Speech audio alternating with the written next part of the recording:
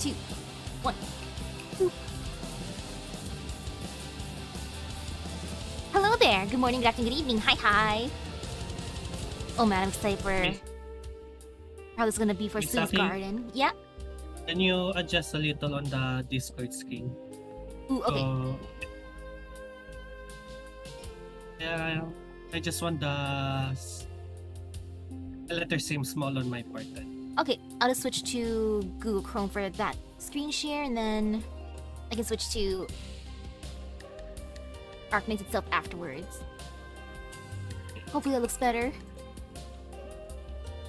Yeah. Okay, perfect then. Oh yeah, this will be fun for our Grotesqueries.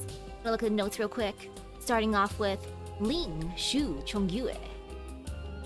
I made sure to have the tabs open, all prepared, in order.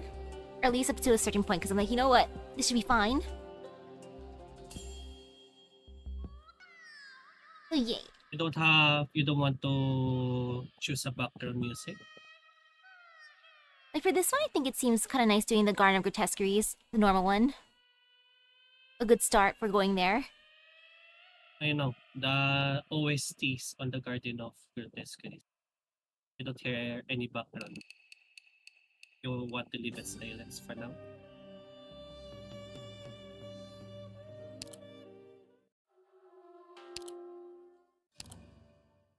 Otherwise, let me see what other options there are, just in case. Do you hear music on your part? Yeah, I can, since... Oh, weird. For some reason, I don't hear it on me. I guess it's because I'm screenshotting that one window in particular. Wait, I guess I just don't hear it on Discord, but I can hear it on stream. Okay. And hello. Yeah, I'll stick with this one. This one matches. It was my mistake. I heard it on the no other worries. stream, not on Discord. So starting off with Ling's records. Drunk today, of course. What harm is there getting drunk for the realm? Interview 1. From sweetness and sorrow is wine brewed. For joy and anger, man already knows. After successive years of catastrophe, famine loomed over the land. To combat the shortage of grain, the Yan of El proclaimed a series of decrees, including one that banned alcohol. Oh no! Got banned for her.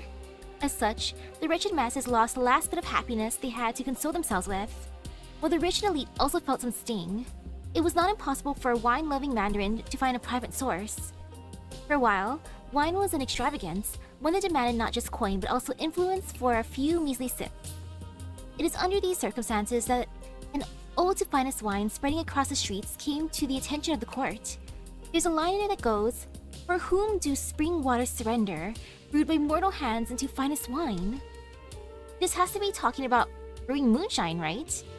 That is a crime most grave. After some investigating, the writer of this ode is none other than a popular folk poet, and her words about the exquisite taste of moonshine have captivated the spirit of the people. No wine passes their lips, yet the poem leaves them intoxicated. With the ban having been in place for some time, who could restrain themselves after reading such alluring words? Oh, you're waiting for the song to appear? Rumor has it that this poet is ordinarily the elusive sort, yet she has lately come to stay at the cottage at the foot of the mount. Soon, the mandarins surround that shabby, dilapidated, thatched cottage. All they smell is the piercing scent of alcohol mixed with a heady fragrance of flowers, the smell rarely found within the mortal realm, one that had all gathered salivating. Oh, they like the smell. They see commoners sneaking about around the cottage taking peeks. Surely they did not limit themselves to brewing and drinking this wine themselves. They must be smuggling it too. With the wave of the mandarin's hand, the commoners are arrested. Then they knock upon the door. The one within is a great writer, popular with the people. It'll be uncouth to treat her like the common boor. The door opens with a creak, and everyone cranes their necks towards the cottage interior. All they see is a cluttered pile of wine jugs, the intoxicating smell of alcohol. all of the stronger around it. Among the jugs, a single person can be seen. The poet in question, it seems. She takes no heed of her guests, raising her head to inspect the wine in her cup, composing a poem of praise as she does so. From her litany of words, it seems this brew is one of that even the Xian would yearn for, and now it was here in the mortal realm. All present began drooling after hearing this. The leader of the Mandarin steps forward to reproach her. "What is that you have in your hand?" The poet gives a toast, a cup laden with spring. The Mandarin looks to where her hand is pointing. The holes in the walls of the cottage frame a mountain view, yet the view through each hole is different. The Mandarin continues his stern rebuke. Have you not heard the ban of alcohol? Not only have you brewed in private, but you've also written poems that disrupt social order, yet another crime. What green there was has been sent for disaster relief. With flour and honey amount, alongside some leftover rice wine, then I brew a few jugs, a flavor most distinctive. Having spoken, the poet performed a gesture that said, "Pray partake." Seeing a few cups on the table, the Mandarins look at one another with hesitation. True, flowers and honey do not necessarily brew into wine. Before we accuse you of this crime, we must first prove that your drink is liquor. The lead Mandarin raises his voice as he says this, being the first to pick up a cup. Ah yes, he has to make sure it actually is booze. All scientific research. Seeing his subordinates frozen in place, he orders them to pick up cups as well. Their eyes meet, and they all know one thing. This matter stays here. If they confiscate this wine and pass it to their superiors, how will they ever have their own share? Everyone quickly rests upon the jugs, leading out this legendary brew. They carefully smell it, and cherish the taste. After a sip, their complexions change. This wine, it seems sour and incredibly bitter to boot. Ew! However, the younger Mandarins feared offending their boss, while the lead Mandarin feared being accused of not being able to appreciate fine wine, so they forced it down their throats. Not long after, one man rubbed his belly and cried out in pain. Soon they all knelt to the ground, pain clear across their faces. The lead Mandarin points at the poet. Did you poison us?" The poet happily raises a jug to her mouth. How could she drink such swill, let alone write an ode to it? Nobody had the leisure to care about her, though. The cries of pain are accompanied by a desperate need for the toilet. But they see that the door has been completely surrounded by the commoners, who give a hearty laugh. "We're going to warn the poet that the last batch he brewed had gone off, and not to drink it. Who'd have thought it'd be you to suffer for it? Serves you right!" The complaints grow, and there's no way out through the crowd, who are haranguing them for their hypocrisy. Those inside hold their bellies, resisting the urge to vomit, while lifting their weapons as they try to threaten the people while locking them in. For a moment, the cottage is as clamorous as a market. As for the poet, nobody had noticed her moving up to the roof, drinking some jugs that none would stomach without a care. True, fine wine is fair to a drunkard, but would one ever refuse even a poor brew? She must have a strong stomach. Interview 2. Men only speak of the new waves of later generations surging forward, far and wide, but they do not see the earlier waves generations past, refusing to stop dreaming of the sea. I know, right? She has to be a true addict to be like, you know what, this is fine. Even though it gives everyone else stomach aches. By the Shuyu Pavilion, a creek has been harnessed into a meandering stream. The young talents of the day gather by it, drinking until drunk while exuberantly reciting poetry to one another. These gatherings inevitably devolve into farces of flattery. The poet is uninterested, sitting on her lonesome under the old tree as she appreciates the waterscape, several jugs of wine by her side. She drinks cup after cup, yet never seems to get drunk. After yet another empty jug, she has lost interest. Just as she intends to leave, she suddenly hears unusual noises and cries of alarm.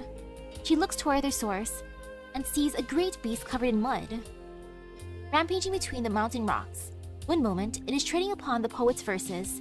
The other, it is muddying the waters they are watching, all while nearly knocking over some of the noodly scholars. Eventually, it tires itself out, boldly resting itself by the water. The scholars trepidly approach it to have a better look.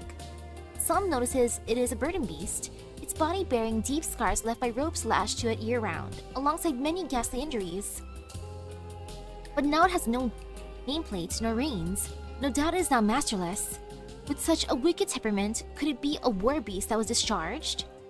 The meeting of vulgar intruder would ordinarily put a damper on the graceful assembly of the intellectuals. But the poets guess at its history with gusto, and there is talk of composing a poem about this amusing incident. They spread out a paper and grind their ink, carefully observing the burden beast in search of inspiration. They did not expect the beast to suddenly stand up and prepare to charge. In the face of its fury, the desire to compose is sacred may scared out of the scholars, and they scatter and flee. Only the solitary poet under the tree remains. Hello, hello. She says to the burden beast, 1,000 li you have traveled. The creek's waters shall leave your thirst unslaked.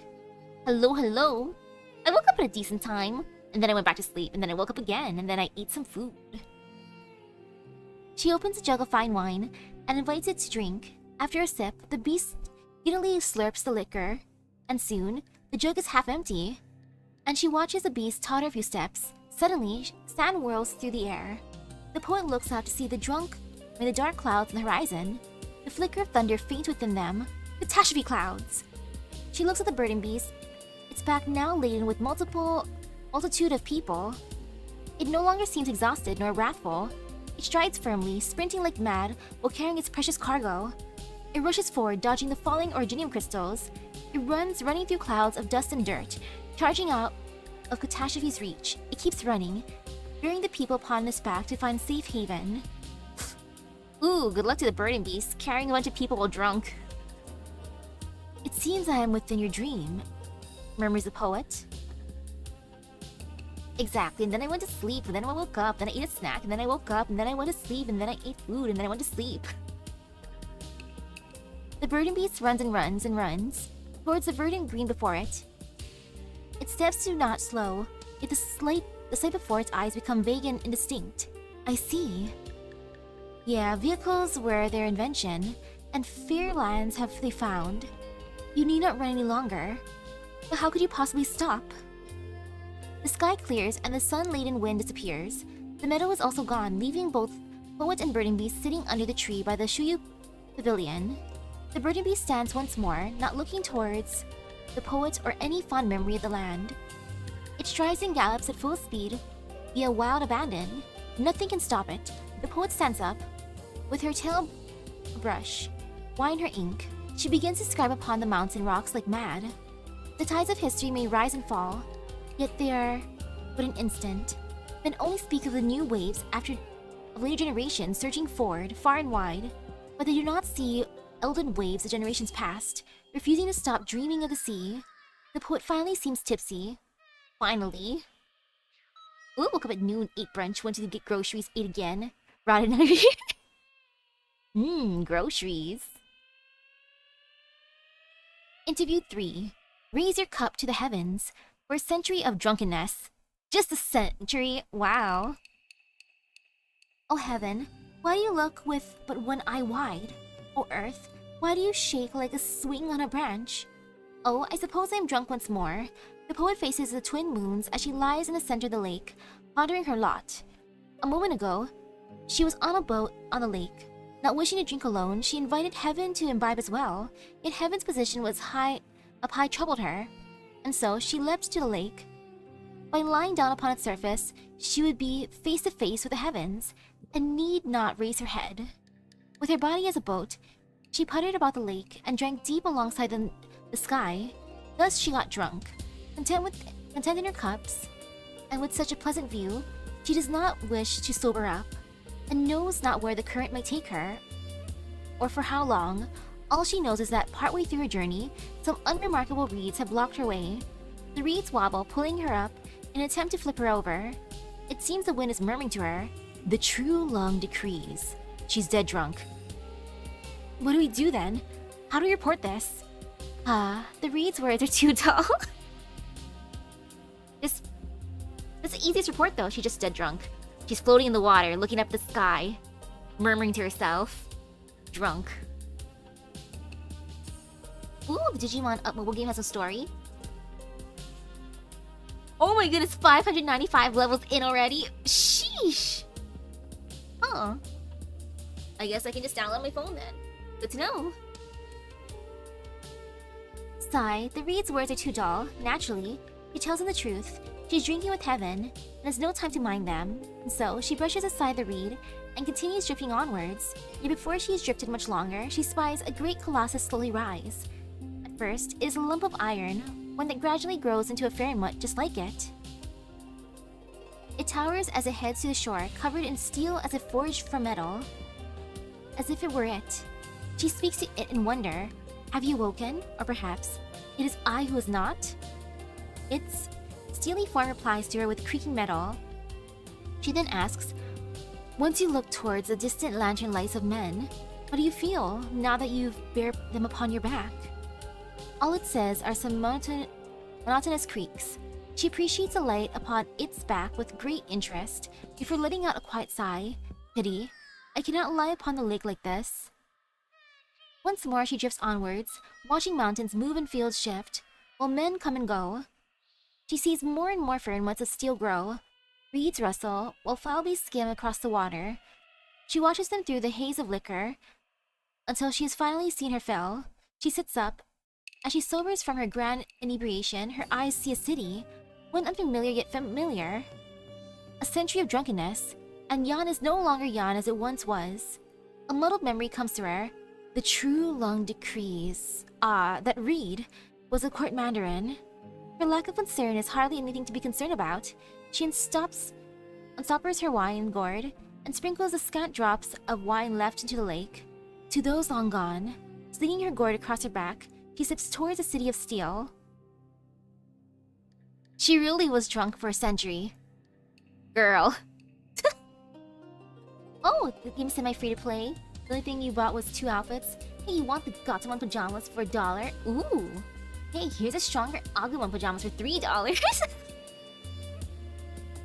I love that. You just bought clothes. Now for Shu. Everlasting cycle of life. She follows the tides of spring and winter, experience life itself. Oh, for the other fairy mutts you met, the proxy is literally just them. In mortal form, one same with the sweet sibling circumstances, they're quite different than the rest of them. The sweet siblings are fragmented, turned into individuals. Which is why they're so different from each other. Oh gosh! I just realized the Sui is kind of like BB. Like, let me take these aspects of myself out and give them their own personalities. Right, you know. So the big Sui is just sleeping though, while BB can actually do her own thing. So it kind of sucks for the big Sui, how it's just there, resting, but not BB.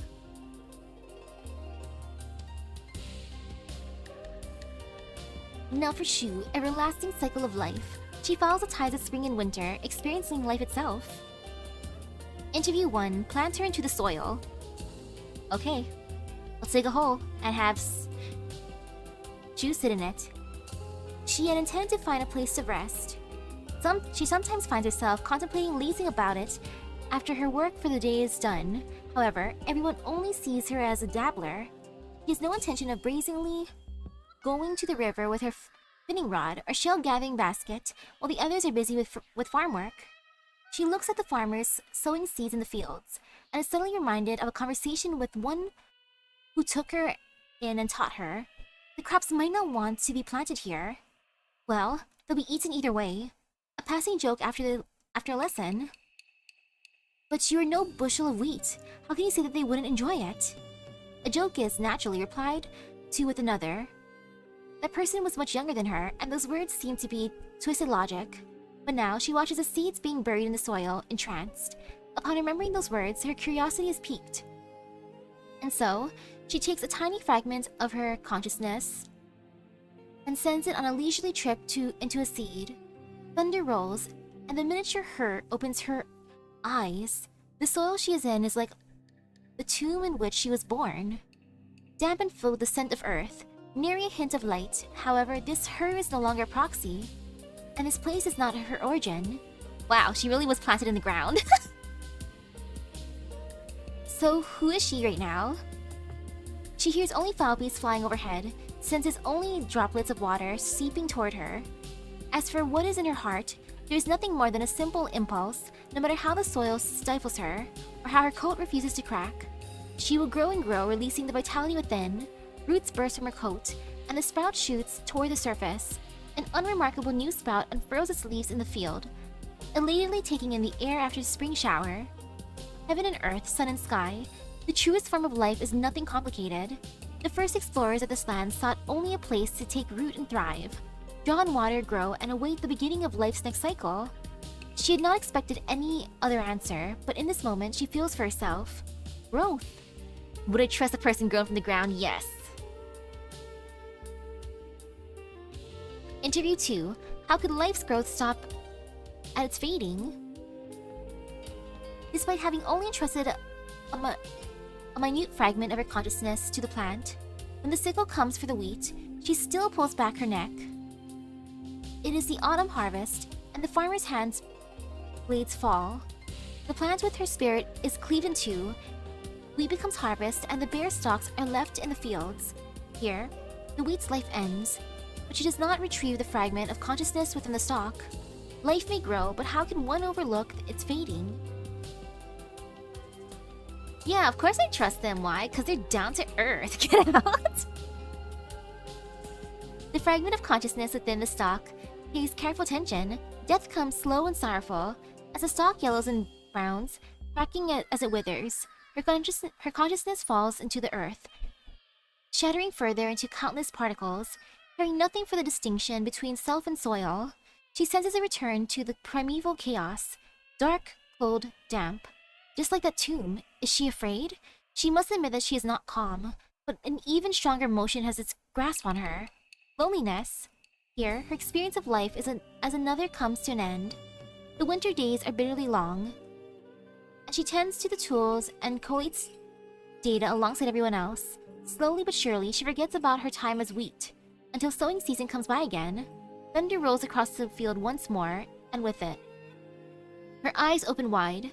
Her attention is pulled to the plants in the field. The sprig of consciousness is still there, but it is not in the same wheat as last time. She opens her eyes, countless eyes, seeds covering the land. Dead leaves become nutrients, nourishing new plants. They too will wither at the cycle's end, returning to the soil, fertilizing the next round of seeds.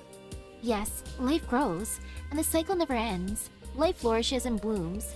How could it ever stop at death? Spring rain falls. She smooths out the tender leaves. Amidst this field filled with toiling farmers, she greets new life.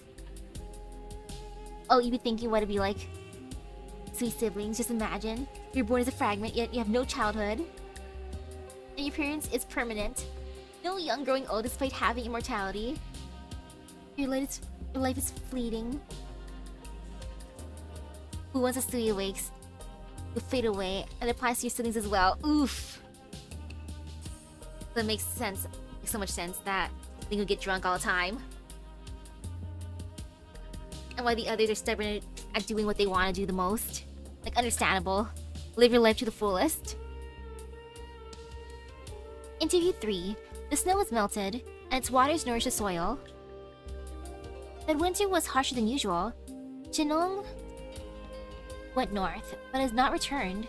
There was no one to guide the people on what preparations to make for the coming sowing season. The snows were also unusually thick. They piled up in layers like coffin lids, covering the fields. When spring came, a shrine to Shinong was erected. Having lost Shinong's aid, the people all wished to find something to prop up their spirits. Upon seeing them so dejected, she suggests holding a plowing ceremony. The reception to her idea is lukewarm, so she does not insist upon it. After some thinking, she carries a gong out of the house. Some see her walk through the fields and take a deep breath, as if summoning her courage. Then she lifts her wooden mallet. Bong! The sorrow farmers lift their heads to see her dancing on the paddy ridges, singing songs of the fields. Bong! Sand and stone fly through the wind as gales tear down my new sprouts. Bong! Not to do when locusts come over the sky, eating their fill of my crops. Bong! Bong! Bong! Each strike of the gong represents a disaster the people of this land had once contended with. Everyone knew what the songs meant. Being able to stand here and sing about these experiences means they lived through them. The dance reaches its end. She lifts the mallet, but then lowers it. Out of curiosity, the farmers ask her why. Would Chenong's leaving us be considered a disaster for our fields? She asks gently. The crops that fall can be replanted next year, but people are gone forevermore. When you're done crying, take up her mantle. There will always be people who come after. That is the reason we toil in the fields, and so, this last strike does not represent disaster, but respect for the land and the people who live upon, thrive upon, and work it. Bong! The gong is like spring thunder, startling the larkfowl. Hello, hello? Shut up, I'm trying to sleep. Bong's louder. Bong, bong, bong! The dance of one has somewhat become the dance of many. Winter may have been harsh, but now the snow has melted, and its waters nourish the soil. The difference in the siblings. One was making moonshine and just drunkenly floating in water, while the other was twirling the fields. Man, in this case, I'd rather be Ling. Like, wee! Rest. Now for brother.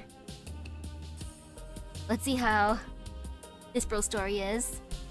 Oh, Chungyue. Ling's probably just getting high by any means necessary. True, true, true. And the knights of the arc are pretty good. Surprisingly, I got Chen too. There was so many minimum pulls. Frontier tunes. Songs on the frontier are not only of sorrow.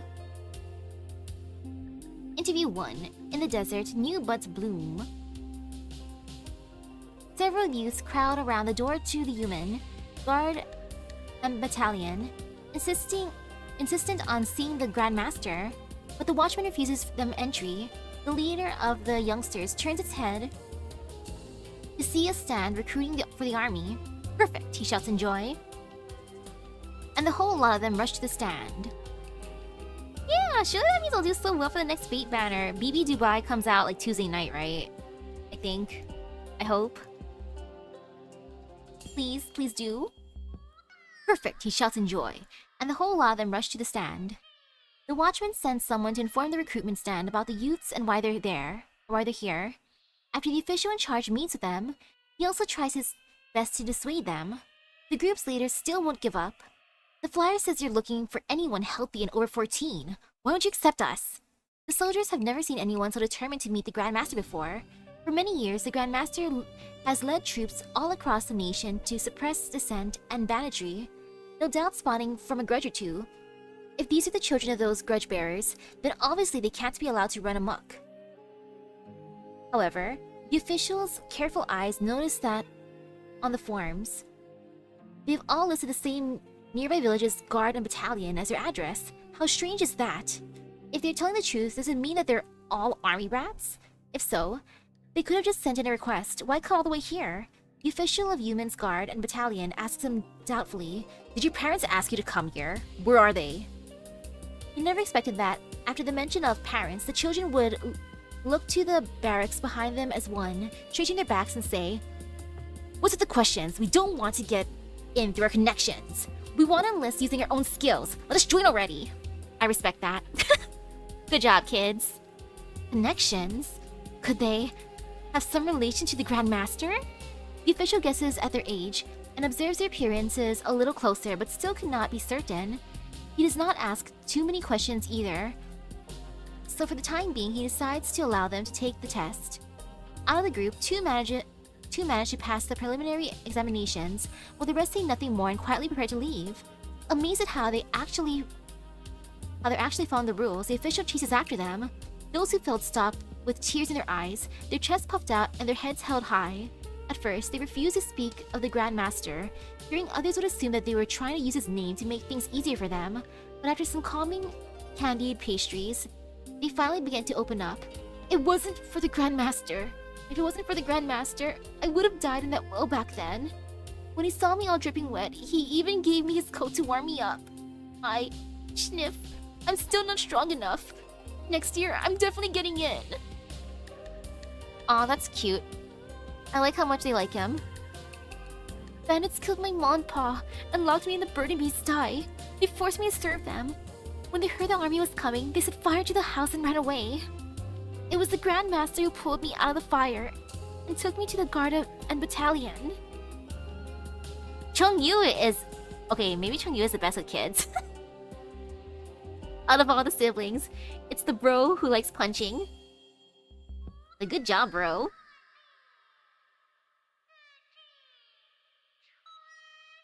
Ooh. You're not sure what you're gonna do for your birthday day? Hopefully there's some good food involved, at least. And so, the official learns that every child here had been saved by the Grand Master and had been fostered at the nearby guard and battalion. Of course, this was a case. How could he possibly have misunderstood things that badly? True, eldest brother does have to lead by example. Aside from the Grand Master, Auntie Liu also treated us nicely. And three-legged Chin, he might be fierce, but he's actually not a bad person. Three-legged Chin Shuoliang? With the crutches? The official's amazed to hear a familiar name. Further questioning reveals that the ones in the barracks in charge of raising these orphans are all soldiers who had been medically discharged. No doubt an opportunity with the Grand Master had prepared for his old comrades in arms. Hardly surprising from him. He's the best with everyone. He's best with kids and best with retirees. It has been many years since the Grand Master last saw us. That's a good thing, because ever since those guys in Mandarin robes visited us, someone's come over with food and supplies every month. He doesn't have to use his own money to feed us anymore. We heard that the border garrisons desperately need more men, so we wanted to ask him to enlist us, but since we found the recruitment stand, we don't need to bother him with that either. He's helped so many before, so how could we possibly expect him to remember them all? All we want is to be under his command, protecting people like us. Having spoken, the youths turn and leave. That is a good speech. In the boot camp, the two who passed the examination stare fervently across the room at the man who had saved their lives. Although they had only seen him in a few times in their childhood, they heard countless tales of him as they grew up. At some point, them determined to be like him. Suddenly, the pair senses the Grand Master looking back at them, astonished, then relieved, giving them a nod of greeting from afar. The two youths are rooted to the ground in shock. He really does remember us. Aww. I like that. Yu is not shy to be like, yeah, I remember you guys. Versus Brother Yu with that other dude. Like, do you remember me? I don't know, it's been 20 years. Interview 2. Cracks in the walls, if they hold strong. On a dark and windy night, a small squad pursues bandits fleeing through the wasteland. Though they're quickly closing in the quarry, the signal to retreat suddenly comes from behind them. Upon seeing their foe about to disappear into the darkness, the captain grits his teeth and shouts, "Don't stop! Keep moving!" Seeing the hesitation on his soldiers' faces, the captain flies into a rage. What, scared? He spurs his burning beast onwards, leaving his men no choice but to follow him. Several days ago, the familiar drillmaster Ling had left, and on the very same day, a new drillmaster came to replace her. New only in a sense, for it was clear he was not new to the military. It is said that Yuman's army is only as strong as it is now thanks to his efforts, and the generals even calls him Grand Master with respect. A few years ago, Ling had taken over his duties, which left him free to wander. Now that he's back, doesn't that mean there's no place for Ling anymore? He literally kicked her out, didn't he? Oof. Yeah, Brother Yu just has a tendency to just feign ignorance. Especially for the people who feel like they owed him. Though none were bold enough to speak up. These thoughts had taken root in some of the soldiers' hearts. After all, none had ever met this Grand Master before. We've all been trained under Ling ever since they enlisted, and their deep respect for her gave rise to ill will against the Grand Master. The bandits vanished into two high cliffs, a place ripe for an ambush. The captain's heart cries out, a warning to him. But there already comes the whoosh of the loosened bowstring from above before he can call for a retreat. One of his men falls to the ground. Figures flit across across the cliffs as the bandits sticks out their heads to jeer at them. Hello, hello, the Grander Master.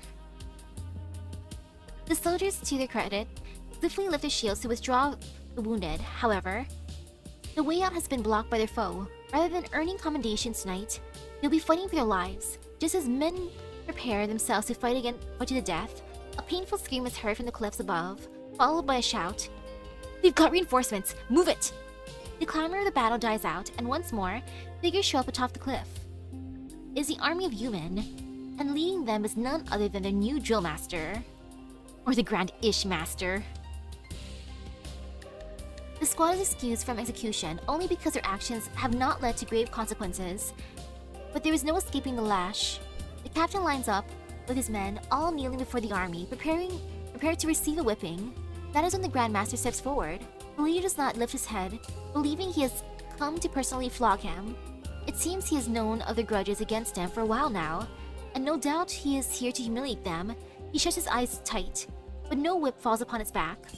Only when he hears the rustling of clothing does he open them to see the Grand Master kneeling by his side.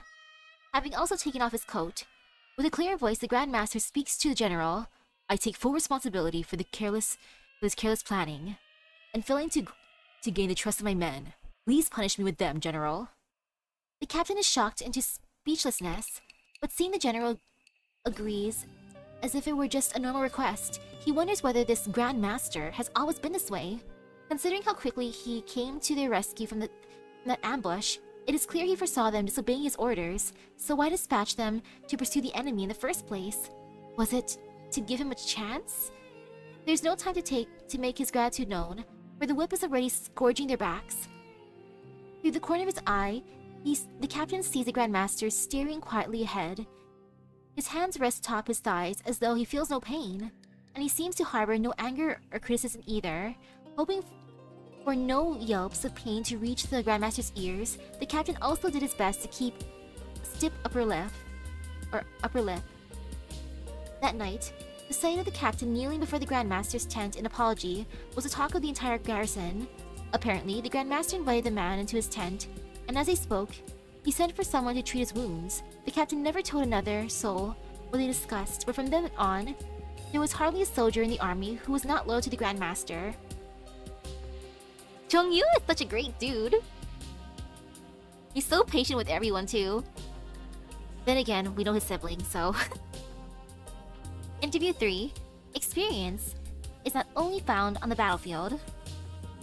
The young man follows the vanguard as it advances, scouting out the whereabouts of their enemy, who often raided Zoljia village. The Grandmaster had actually told him to stay in the camp to train. After all, he'd only just been dispatched to Human for experience a few days ago. He did not know where he had plucked the courage from, but he told the Grandmaster, "Care to make a wager with me?" A stray boast, for father is far away in Baizhou, and he was not there to lecture him. Little did he expect the Grandmaster to actually agree. Was he not as cold and distant as he thought? In the end, the Grandmaster had agreed, saying that if he managed to capture the enemy and bring him back alive, his experience would be considered complete, and he could return to Baizhou. He still has cases to complete and criminals to arrest, and did not wish to waste away his years out in this barren desert. Secretly, he hopes that this scouting trip would run into the enemy. The scouting party quickly finds themselves in desperate combat with their black-hatted foes. By the time the young man snaps out of his reverie, the enemy's blade is just about to hack apart his face. He steps back over and over, doing his best to parry every blow. The vigorous slashing sends vibrations down his hands as his swords clash, and it takes all his strength to keep his weapon from flying out of his grasp. All he can hear is the din of his own battle. There's no time for him to care about friend or foe, or where arrows are being loosed from, or what orders his commander is barking out. He slips and tumbles to the ground. Being able to return to camp alive is fortuitous enough. The young man kneels to the ground and vomits, not caring that the Grandmaster is nearby and looking his way. From then on, the only place he can be found is in the training grounds, pushing his martial arts training tenfold, no, 100-fold harder than before. Well, that's good motivation. He almost died. He wants to get rid of that shameful memory. The Grandmaster will occasionally stop by to watch him practice, but never gives him any direction or commentary. Perhaps He is already aware of his skill level and is sure that he'd stay for more experience. One day, the Grandmaster quietly approaches him as he trains and asks, Our wager, is it still ongoing? The young man is startled, and the Grandmaster points at his thigh. Your stance is off, start over. The young man takes a deep breath and swings his sword once more, but he dares not look in the eyes of his teacher. Grandmaster, you still believe I can do it? The Grandmaster simply says, Today at the hour of C, we depart for Zogia village. Upon hearing the name of the village, the young man's face goes pale.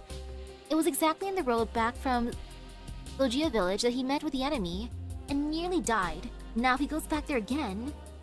The enemy launched another attack to the village? Are you scared? I'm not scared at all. The Grandmaster personally leads the sortie this time. The young man follows the troops on edge the entire time. The Grandmaster had seemed satisfied with his answer, but only he knows just how lacking in confidence he is. The enemy had captured the village after all, and turned into their stronghold. It would be much easier for them to fend off an attack this time. But the moment he sees one of them stomping on a trembling villager, his fury burns brighter than his fear. Though it is still the same chaotic battlefield and the same vicious enemy, his sword hand is steady. After driving out their foes, the soldiers help the villagers clean up the mess under the guidance of the Grandmaster. The young man joins in, working deep into the night. He does not feel sleepy, so he sits atop a roof, looking out in the distance. So this is the sort of war Yana's fate is fighting at the borders. Sensing the Grandmaster sit down by him, he mumbles, You called me up today for a reason, didn't you, Grandmaster? Father must have told you about the mistakes I made back in Baizhou. for accidentally injuring civilians while pursuing enemies. The youth had been sent to Yumen for training and self-reflection. Your father were both trying to get me to understand why I wield a sword. You and father were both trying to get me to understand why I wield a sword. I think I understand a little bit more now. If that is the case, then you're the winner of our little wager. The young man's expression changes slightly, but he seems neither too surprised or happy. After some consideration, he says, If you're alright with the Grandmaster, may I stay here to train longer? We had casualties today, and the situation at the border will surely become even more dire. I think there are still things I can do here. The Grandmaster is more surprised than the young man. He falls silent for a moment, then pats the young man upon the shoulder with a smile before getting up to leave. Thank you, Grandmaster, for your generosity. The youth clasps his fist in respect. I, Zuo Xuanliao, will not squander your trust in me. Good for him. Oh, the records so far. Study records. For me, I like Chongyue the most. Chongyue wins. Chongyue wins as well. It's a surprise his part is more wholesome than Shu. Like, yeah, I didn't expect him to be rescuing a bunch of children, helping out people with their retirement plan.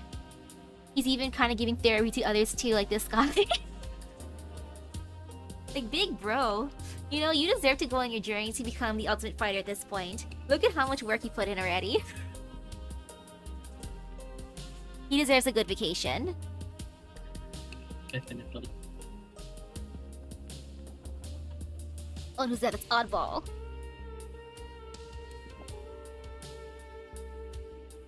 And now next would be Storybook 1. You sure I have that? Yes.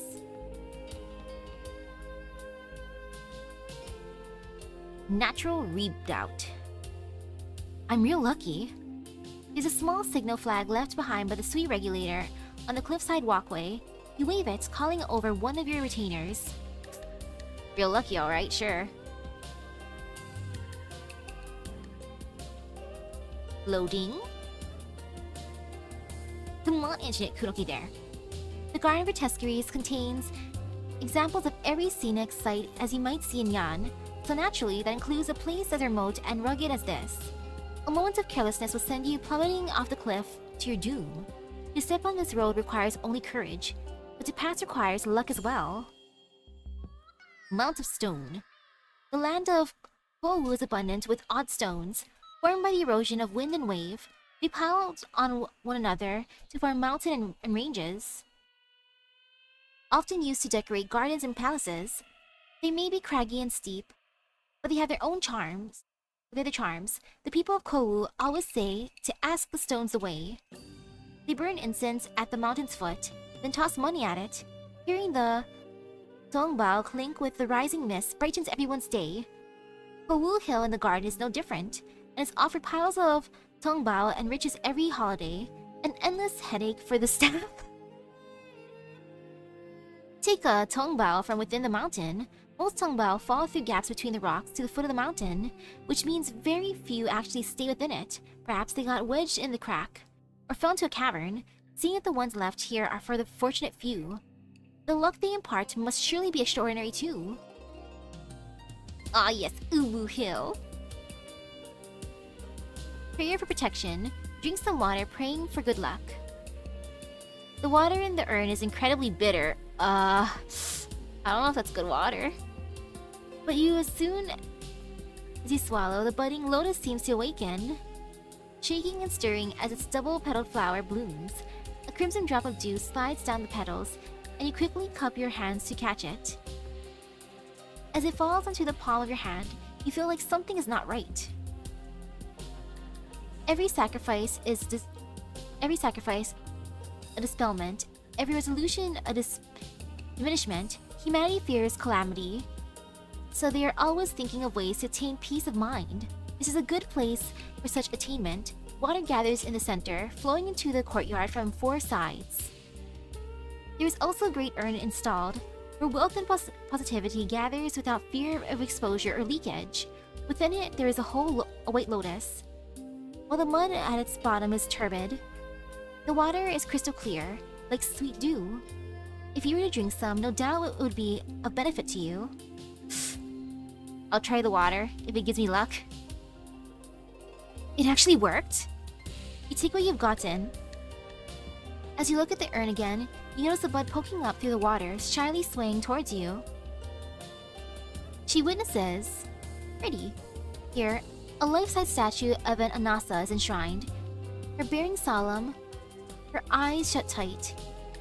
In front of the statue, there is a delicate sacrificial altar, adorned with an incense burner and several varieties of fruit, all alluring. You disturb the Bodhisattva's contemplation, thus you shall be punished. No, I won't be punished! No doubt, by experiencing this torment, you shall know the consequences of itchy hands and restless feet. Ugh! Try the fruit offerings. The noise you make as you eat the offerings rouses the statue, and the Anasa Bodhisattva sees your shameful behavior. As soon as she opens her eyes, she smiles without anger as she waves her hand, sending a gust of black wind to scoop you up. Only once you've received your punishment will you be able to leave. Oop. Times change. The hours of Sui appear one after the other in the Garden of Grotesqueries, where these intangible concepts eventually condense into reality under the creator's influence. I curse you with a forever warm pillow. No! Especially in these hot summer nights. Due to the forming at different moments in time, every crystal has a unique shape. The Chamber of Geist has already developed uses for several of these crystals, which may be of aid to you during the rite. I wish for the hour of high. The officials of the Chamber of Geist quickly find the crystal you seek. You need only use the tongbao of the garden to cleanse it. You shall obtain the crystallized hour of Sui. Use orderly bounds to wipe it. The breath of Sui marrying the tongbao draws forth the hour contained within the crystal. It seems the Chamber of Geist does not understand these crystal hours as thoroughly as they said they did. As their research is not yet complete, they can only offer you another tool to show their support. Xie. Though you were not able to receive the Chamber of Geist's latest innovations, you still obtain a treasure. It was not a visit for nothing. Hello. Ai-Shi Stove. An object condensed from the 12th acute hour of Sui, shaped as a stove, with myriad bestial Sui deeds and mortal disputes all in the same land. Why differentiate between the two? Pathfinder, Hall of Candles. Light a candle. After gazing at the candlelight for a long while, you leave. This building near the entrance of the garden is a place where the Yanese tourists pay their respects and pray for good luck. They light joss sticks and candles to pray, leaving rising spirals of smoke when they leave. But when the garden closes, this becomes the headquarters of the Sui Regulator's Garden Management. Under candles from all across of Yan, candle holders light their own candles to reaffirm their commitment to their duty and rekindle their spirits. Wander into Wonderland, suppressing the earth. Burn incense and candles. A candle is lit. One of your retainers is prepared to watch the candle. Pick up the name of Sui and step into the border of truth and lies. One can see wooden pillars shaped like nails or rules all across the garden. Drained of all color, their influence can be seen in their monochrome surroundings. One need only stand within the zone to lose your grip on your senses, and for your consciousness to transcend your body. If you take one step further, Scout, lamp holders, and candle wielders. All human employees of the garden are also part of the Sui Regulator, which is no secret within the regulator itself. When the garden is open, they act as tour guides, gardeners, and security. When it closes, they supervise spirits, record changes, and exercise geists as lamp holders and candle wielders. During the placation, they make for excellent guides and sentinels, and every candle holder has benefited from their aid. Apply for lamp holder. The masters regarded as lamp holders regularly patrol every corner of the garden. When you apply for their help, they will lead one of your retainers up ahead, traveling to parts of the garden you have not yet explored. Yeah, you have to become a tourist guide. Meeting a friend. He is a Sui proxy, the master builder Yi. But he's also the Mr. Yi, who has zero resistance to the allure of fine wares. You need only offer him something he fancies, and he shall be generous in return. Bribe him. Make a deal. Ordinary wares have stories of their own. He carefully wipes it clean before placing it in a wooden case. Once done, he presents a mundane treasure of his own to you. An amicable trade. You adore the treasure received. Words lost meaning. Treasure? If you cannot trace the original meaning, then you can only define them with the imaginations of those who come after. Perhaps. There was once someone who meticulously documented these forsaken symbols, but with their person and deeds gone, those yet undisclosed will also fade away. Nobody cares that these tangled characters were dumped here. Use imagination to grant shapes and meaning. Yes, use your power of imagination. The tangled chaos becomes orderly matter. Although you do not recognize these characters, you can guess their meaning should be... View. Your body is as Sui's. Your eyes are looking towards the earth.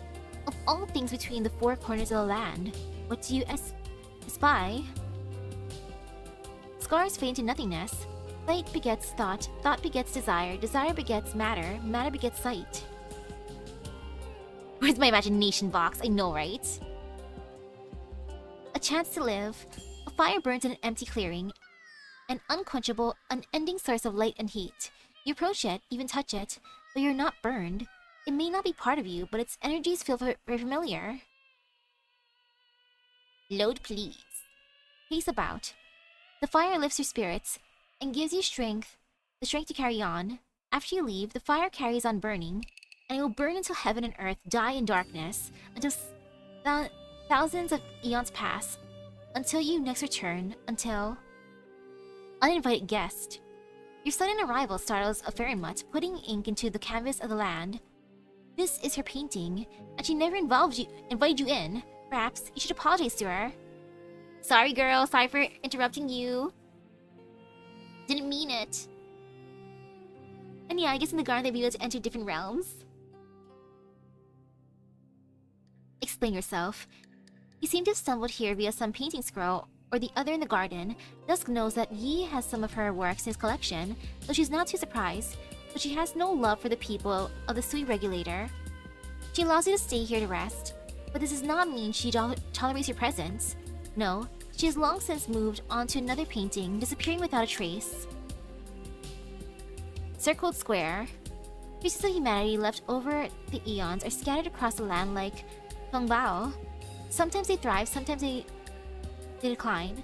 You look at the coins in your pouch. If you just happen to toss them, how would time change them? Toss a coin. The coin falls upon the earth and forms an academy, filled with the rustling of books, unending over the years. As long as not the realm with the little bunny foo-foo. Pick it up. When you pick up the coin once more, time is imbued with a whole new meaning. You place it in your pouch and weigh it. You're not sure why, but it seems heavier than before. Ooh. Fall a body honed. Learned moves in each form, morning drills never worn. Flower mindfulness, breathe it in. Find thy calm, renews the mind, keep peril away. Ooh, fancy. Resonant words. Amidst the mist, a fairywood flits and flickers, in a state somewhere between swimming through the sky, reclining against a hill, and lying prone on the ground. A giant wine cup is wedged between some mountains. Drink spilling from it like a waterfall. She sees you, and turns the cup your way. After 3 rounds, she feels things have become a bit dull, so she suggests tossing some coins to amuse yourselves. You're on. The coins fall into the cup, and the fairywood roils and staggers before picking it up high. She turns her head askew to glance at you, and bids you to make your guess. How flows the river? Be it orderly, be it pointed, be it clustered? Take it. All befuddlement leaves with Ling as she departs. But the things she left for you are real as real can be. Perhaps only a moment later, or in 100 years, you will still be making merry with her. So cause, reap consequence. An indigo main fairywood lies coiled around a vast paddy field. A light rain falls from the heavens, intermingled with tiny wishes. They fall upon the earth, take root, and sprout into all sorts of things. Upon seeing you, she lifts her tail, granting you an entrance. Plants an earnest wish. The wish falls into the soil, but does not sprout. As if to console you, the fairywood softly licks your head. Well, thanks, you. Mlem, mlem, mlem. Ooh, you've now done a full loop in the digital world in Digimon Up. Oh gosh, and now loop 2. 600 levels for one loop is insane. What's the level cap? Thank you. There's still space in this paddy, and you can still plant some hope, but it seems overly flippant wishes will not bear fruit here. Finishing touch. Cute! Look at this drawing. As you copy its form, you copy its spirit, but to the Sui proxies, it is as if you tried to draw a feline and ended up with a peril. It's completely wrong. Maybe you can ask them to help you make some improvements. Ask Chungyu to press the advantage. I love the goofy face and then the sword tail. Under Chungyu's supervision, you have this growing feeling that you are now as imposing as Sui itself. Ask Ling for enlightenment. After helping Ling pay her tab, oh gosh, how bad is her tab? She takes you out on a tripes through the time. Free of fetters, you feel as if you understand Sui's divine will a little better. Ask Shu to derive cause and effect. Although mere mortals cannot hope to learn to transcend cause and effect, with Shu's guidance and several rounds of sowing and reaping, you do feel like you have a clearer understanding of Sui's essence and its immunity to entropy. Advice. A fairywood flies toward you, with scales of teal and mane of pink. Where he passes, clouds gather and rains concentrate. Ooh, Digimon. You can only reach level 99. After that, you start raising a new Digimon. Oh! Ooh, Gomon and Renamon now. Where he passes, clouds gather and rains concentrate, interweaving into a canopy. Upon the ground, plants grow with wild abandon, as if carved beams stretching out to touch the clouds. All things, whether natural or artificial, take on new forms when by his side. He circles about for a while before landing in front of you. When he speaks with words of man, asking if you require his aid. You hear not the voice of a stranger, but that of the master of the garden of Grotesqueries. Ask for wisdom. Is this Yi's true form? A cloud that had turned to a foul beast alights atop his horn for a moment, swiftly metamorphosing once more into a pond fin before slipping away into the waters crowding the sky. You can use external tools to help you stay here, and also teach you the ways to slow the banishment of your consciousness back to the surface. Of course, you have to give something. Cultivate inner strength. He has never been good at bargaining, so naturally, he does not understand the need for haggling. However, what kind of person would walk up and ask for something so illusory? Here, for you. The pondfin that swam away earlier suddenly returns, transforming into a ring before your very eyes and slipping onto your finger. You feel your thoughts become much clearer. Memorial Hall entrance. Jianzi Shrine stands at the peak of one of the gardens, bounding mountains, an exceedingly normal building unlike its grotesque fellows. The origins of its name have been passed down orally from generation to generation of candle holders. The pronunciation and meaning can be conveyed without error, but were you to try to write it down, you would end up with paper as blank as the hall's plaques. This is where your duty ends, and where the master of the garden awaits you. Drink water. Begin the rite. Just as maglar beasts cannot hunt foul beasts soaring through the sky, how can you harm the master of the garden within its bounds? But this is what the ceremony means.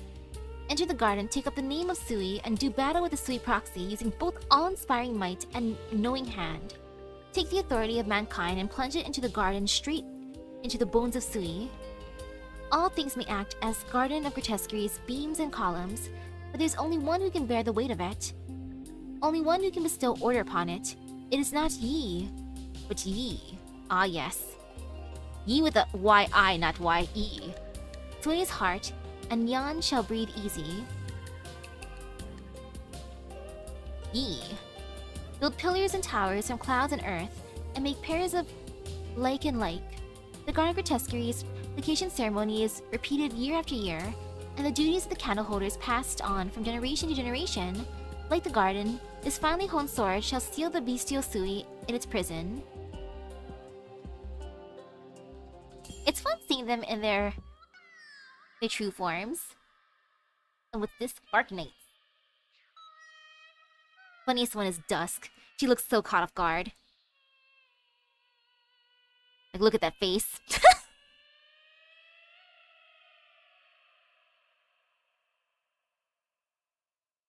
This is the best one of the drawing.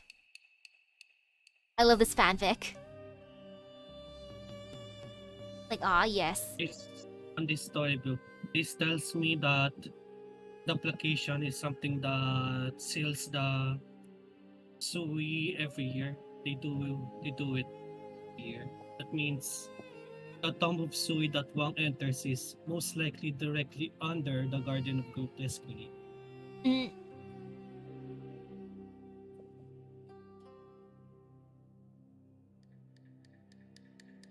And that was fun. And now let me switch to the other thingy. Okay, let me switch the screen share first. So into the game. Actually, I need to close some of the tabs too inside of.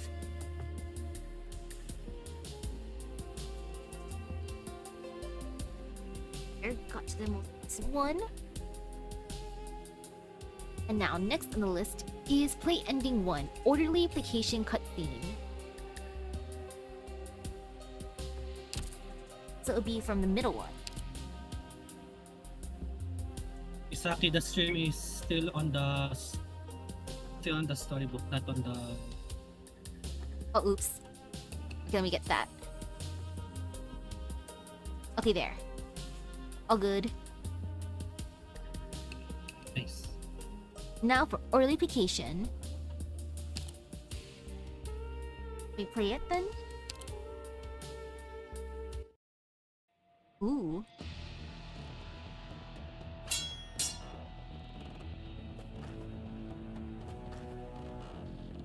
While they bicker over hierarchy, the candle holder and the Tianchi have reached a sort of tacit understanding after slaying so many guys together.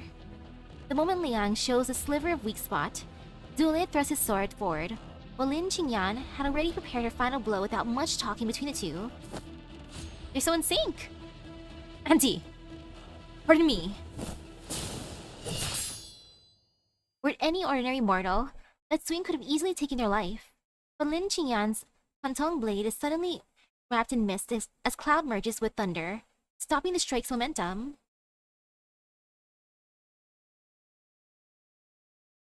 Restore your blade, Tianqi Lin. The Sui's chi is scattered. Your mission can be considered complete.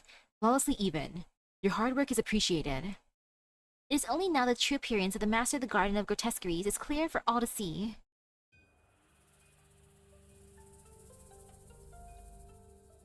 Lin Qingyan hesitantly sheathes her blade and looks around. As the Master of the Garden said, the pink and mint green shade pervading the landscape is slowly fading away, revealing nature's original visage. Liang, I'll leave these guests to you. Alright. First, allow me to congratulate everyone on the successful rite. That's it? But you didn't do... Of course, Candleholder Zuo. A ceremony is no battle of life and death. I believe this vantage point will provide a good view. Tianqi's everywhere withdrawing. The free-roaming geese retreat into the scenery, while lamp holders and candle wielders clean up. This rite conducted on Yan's behalf has come to a close.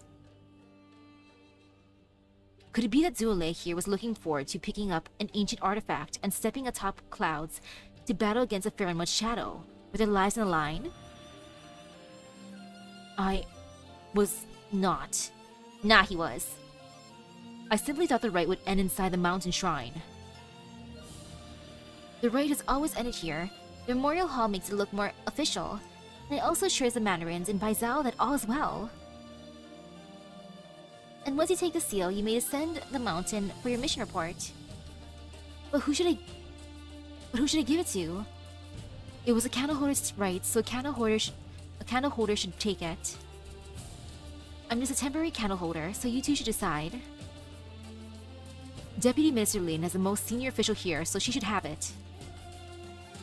No need to hem and haw over mere token, Tianqi Lin. Please take it. Very well. Liang respectfully hands Yi's jade over to the jade roll to the Tianqi. Slowly floats back to Yi after she receives it with equal decorum.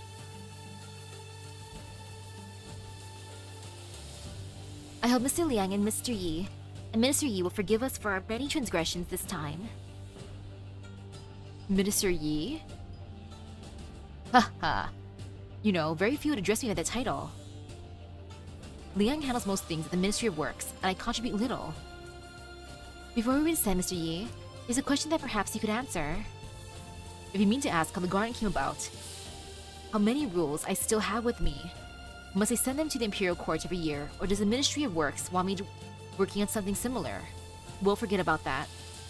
Lost. Ooh, when you enter the realm, do you think this time flows differently there? Ooh, I feel like it should. I imagine it being like one of those things where you enter, it feels like a long time but when you leave, it's not like that long. The court has its own reasons for coming up with this seal handover ceremony. But I was simply curious, why were the garden gates opened to the general public, with its myriad dangers within? An excellent question. With your Tianqi knowledge, no doubt you're aware of the feng shui here, and know what lies beneath the garden. The Sui's chi oozes from below, and the geese run rampant. This is why we conduct an annual ceremony, keeping both the Sui regulator and the Tianqi bureaus busy. The dangers here mean only the most elite Tianqis will come, just as your ancestor once did, Tianqi Lin. My grandfather has certainly mentioned the place. But 3 centuries ago, someone came up with a new idea. Keeping the Sui in check has never been a responsibility borne only by the Tianqi Bureau, the Imperial Guard, and the Ministry of War. In the past, slaying the Sui was a public endeavor, so why not continue the practice now? Even I thought it was a joke at first, suppressing the Sui's chi with mortal effort. Absurd! But now, as the Garden of Grotesqueries opens up, the rites get easier year by year. Hello. Perhaps there will come a day when even ordinary mortals can stand here at the summit and enjoy a panoramic view of Baizhou. This has been most enlightening. I pulled the newest brother, luckily. He came in the first 10 pull. Shall I have Liang see you down the mountain? Thank you, but that'll be unnecessary. Alright, Right, just a moment, Tianqilin. There is one more thing I've been meaning to ask. Who for the team of Sui, maybe on Brother Yi's mountain, Brother Wang should be there, most likely on its Sui remnant consciousness as well. Ooh, who knows what he's doing there? Go on. The blade in your hand must be the Kantong passed down in the Lin family. Indeed. I don't know how attached you are to it, but I was just thinking my weapon collection could use a legendary armament like. I shall take my leave now, so please excuse us. Nope. You're all just gonna leave. Wait, we haven't even discussed the price. Dude. I could have made a good offer. Would it have hurt to hear me out? Yes. No hear me out from you, Yi. Candleholder Zuo's blade was also passed down in his family for generations. Are you not interested in that one? Why would I want to display a blade of tyranny in my home? What, is the Ministry of Works already looking for you to verify the records? Understood. Go then. Then I shall get going as well. Yi's gaze is a little lost, and the name he fails to call out finally turns into a sister. He turns around to look at the memorial hall, bereft of a single word. Your suggestion from 3 centuries ago has proven quite fruitful. I hope this garden's vibrant life brings you joy. We won't forget you so easily. All for you, sister.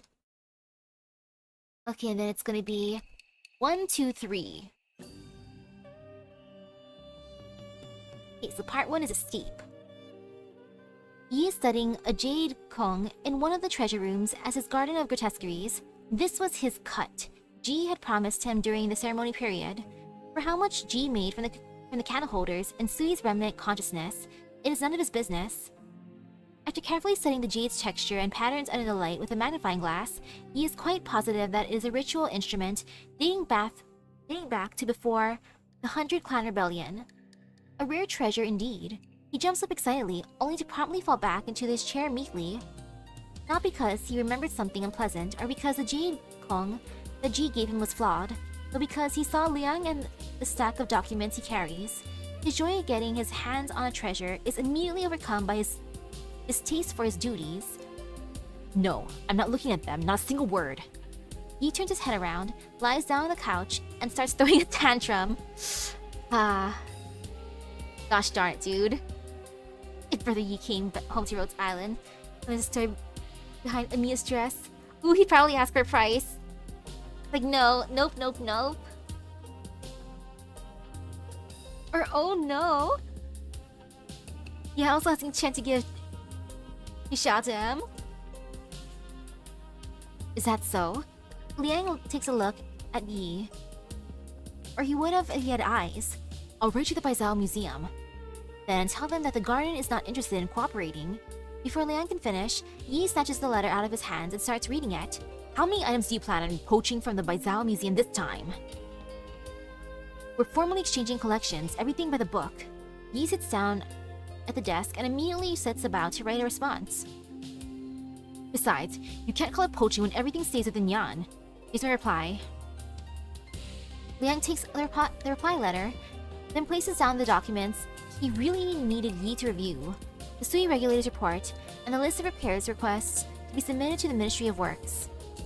He's about to get up when Liang grabs him and pushes him back into the chair, and the Sui Regulator and Tianqi Bureau's meeting minutes about the reopening of the garden and the management community's safety assessment of the newly opened area, and enough! He hastily stops Liang from listing the rest of the departments and documents that they have sent. I made you so I wouldn't have to be bothered by all this, didn't I? Yes, you did. Alright, then take these papers, Anne. But I can't sign them on your behalf, and you're the only one who can make the materials for the repairs. I prepared all the forms, which areas are dangerous, which are safe, which can be opened, and which need repairs, but I still need to sign off them. Need I say any more, Yi? But, isn't it all a little too much? I still need to find a proper home for this Jade Kong. Are you done with your futile pleading? Just 4 more hours, please. I need to get in the mood for work, you know. Comparing him to Chongyue. The big difference in the bros right now. Heck, even brother you.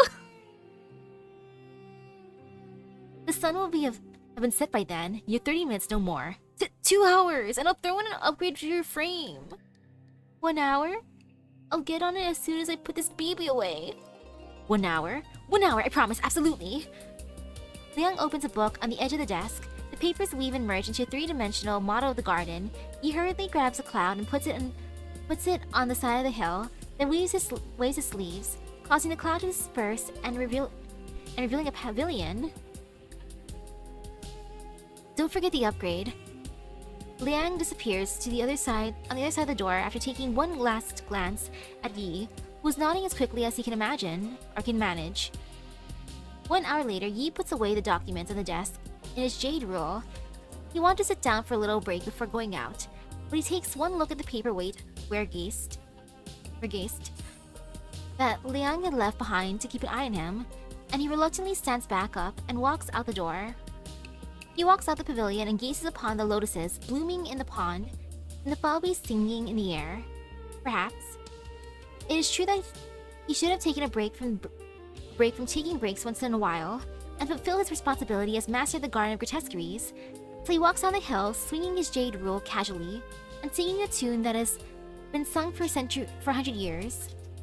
3/4 of an hour later, a long-haired man wearing a white shirt and green gown can be seen chewing on roasted seeds in the restaurant in front of the garden's gate, chatting with visitors about interesting things in the garden. Liang returns to the pavilion to find Yi fiddling with a sword-shaped tongbao, which she undoubtedly obtained from a visitor. How much time did Yi spend enjoying himself while Liang was away? But seeing the pile of signed and stamped documents on the desk, he does not disturb him. He collects the documents quietly into parts. This is Yi's home again. This is Yi's home and garden, after all. And all the treasures within were painstakingly gathered by Yi over many years. In the garden, they ignore the passage of time and the laws of decay, forever leaving their marks in the garden and the world. Yi may be a procrastinator, but he never neglects the care of these treasures. At least he does one good thing. Taking care of the treasures. Oh gosh, I'm just thinking of that one story with the rock. Like, may I please buy that stone? How about now? Can I have that stone? What about now? Stone? Stone? Outside the pavilion, materials of all kinds are piled up even higher than the pavilion itself, neatly categorized by type. The craftsmen of the garden have already begun to review the list of repairs and delivering the materials to where they are needed. The mess left by those undertaking the rites will be cleaned up in the next few months, and the garden will be ready for visitors on schedule. Part 2.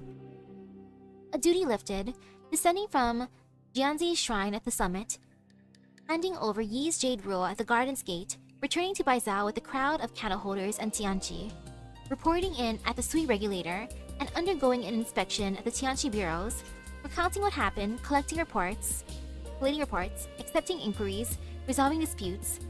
By the time Lin Qingyan, Yun Qingping, and Zhu Lei finished dealing with all these things in the wake of the ceremony, the better part of a month had passed. As for the one who suddenly dumped these responsibilities on them, the mysterious old Tianqi had most likely already left Baizhou for elsewhere, happy as can be. He's like, yes! I get to leave! Let them do the stuff! After being yanked around by her so much, the trio momentarily forgot their own original itinerary. Several days of wandering later, they finally and unexpectedly returned to Mangshan town. Despite the heaven-turned chaos of man and geist instigated by Mo Yi, the town was once again the picture of peace. For some reason, it is especially busy today, and the trio only finds an empty table in front of a restaurant after much searching. They order a few dishes, asking for congee, noodles, and grains, according to their preferences, all while helping give cover to a shoulder pole Vergeist waiter who nearly exposed himself. Upon seeing that he had guests who knew the town's secret, the shopkeep greets the trio and gives them some appetizers. While waiting for their food to be delivered, they chat about where to go next. Lin Qingyan is preparing to return to the Tianqi bureaus for a spell to listen to the master's instructions and the advice of her seniors. When the time is right, she will traverse Yan from east to west. How should we serve the law? And how should the law serve us? She must observe everything from the top of the clouds in heaven to the bowels of the earth below, and learn all she can. Yun Qingping is always prepared to wander wherever his heart takes him. Despite unexpectedly joining the candleholders, his new identity would not hinder him on his journey south, where he will see Yanni's sights quite unlike human. You don't know who is much bender for the year, Brother G. One might overwork you and you have to be a tourist guide at day and guard watcher at night. Or to get to the garden, or Brother G. Long distance travel and watch your morally questionable watching a man scam people. They're both rough. But it's so funny, I can see why the one guy who usually watches over this brother being like, oh, 3 others want to come here instead? Okay, vacation time, much needed vacation. 'Cause wah. If he is lucky, he may even make in time for the annual grand celebration of martial artistry held in the south. Unlike the other two who are free to roam, Zole must continue to keep an eye on the motley family known as the Sui Proxies. But before that, he has to return the book of Kung Fu Yun Qingping wrote to Yumen, and presumably also explain to his father why the original edition is now in the care of the Sui Regulator's Chamber of Geist and could not be returned immediately. He probably gave a resignation letter. Just after noontime, the 3 have eaten their fill and slaked their thirst. After some discussion, they prepare to stay in town overnight. After tonight, the trio will go their separate ways, but before that, Zule glances at the pink and teal mascot plushies of the Garden of Grotesqueries in the hands of tourists crossing the road. Wow, he's even made himself into a marketable plushie.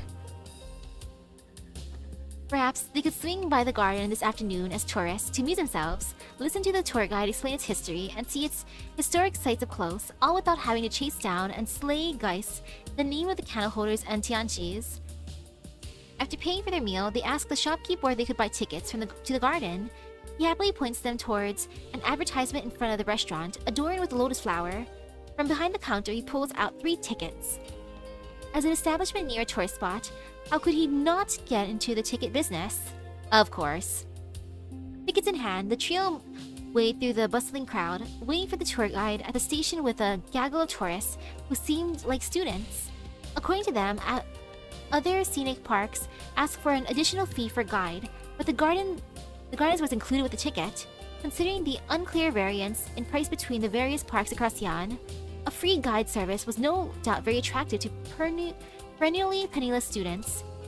After much chattering, a minivan finally stops at the station. Its doors open and the tour guide alights, wearing a garden uniform. Ooh, they even get a van to sit in, I like that. Hello, hello. Ancient yet elegant in design, clashing with the modern sun atop his head.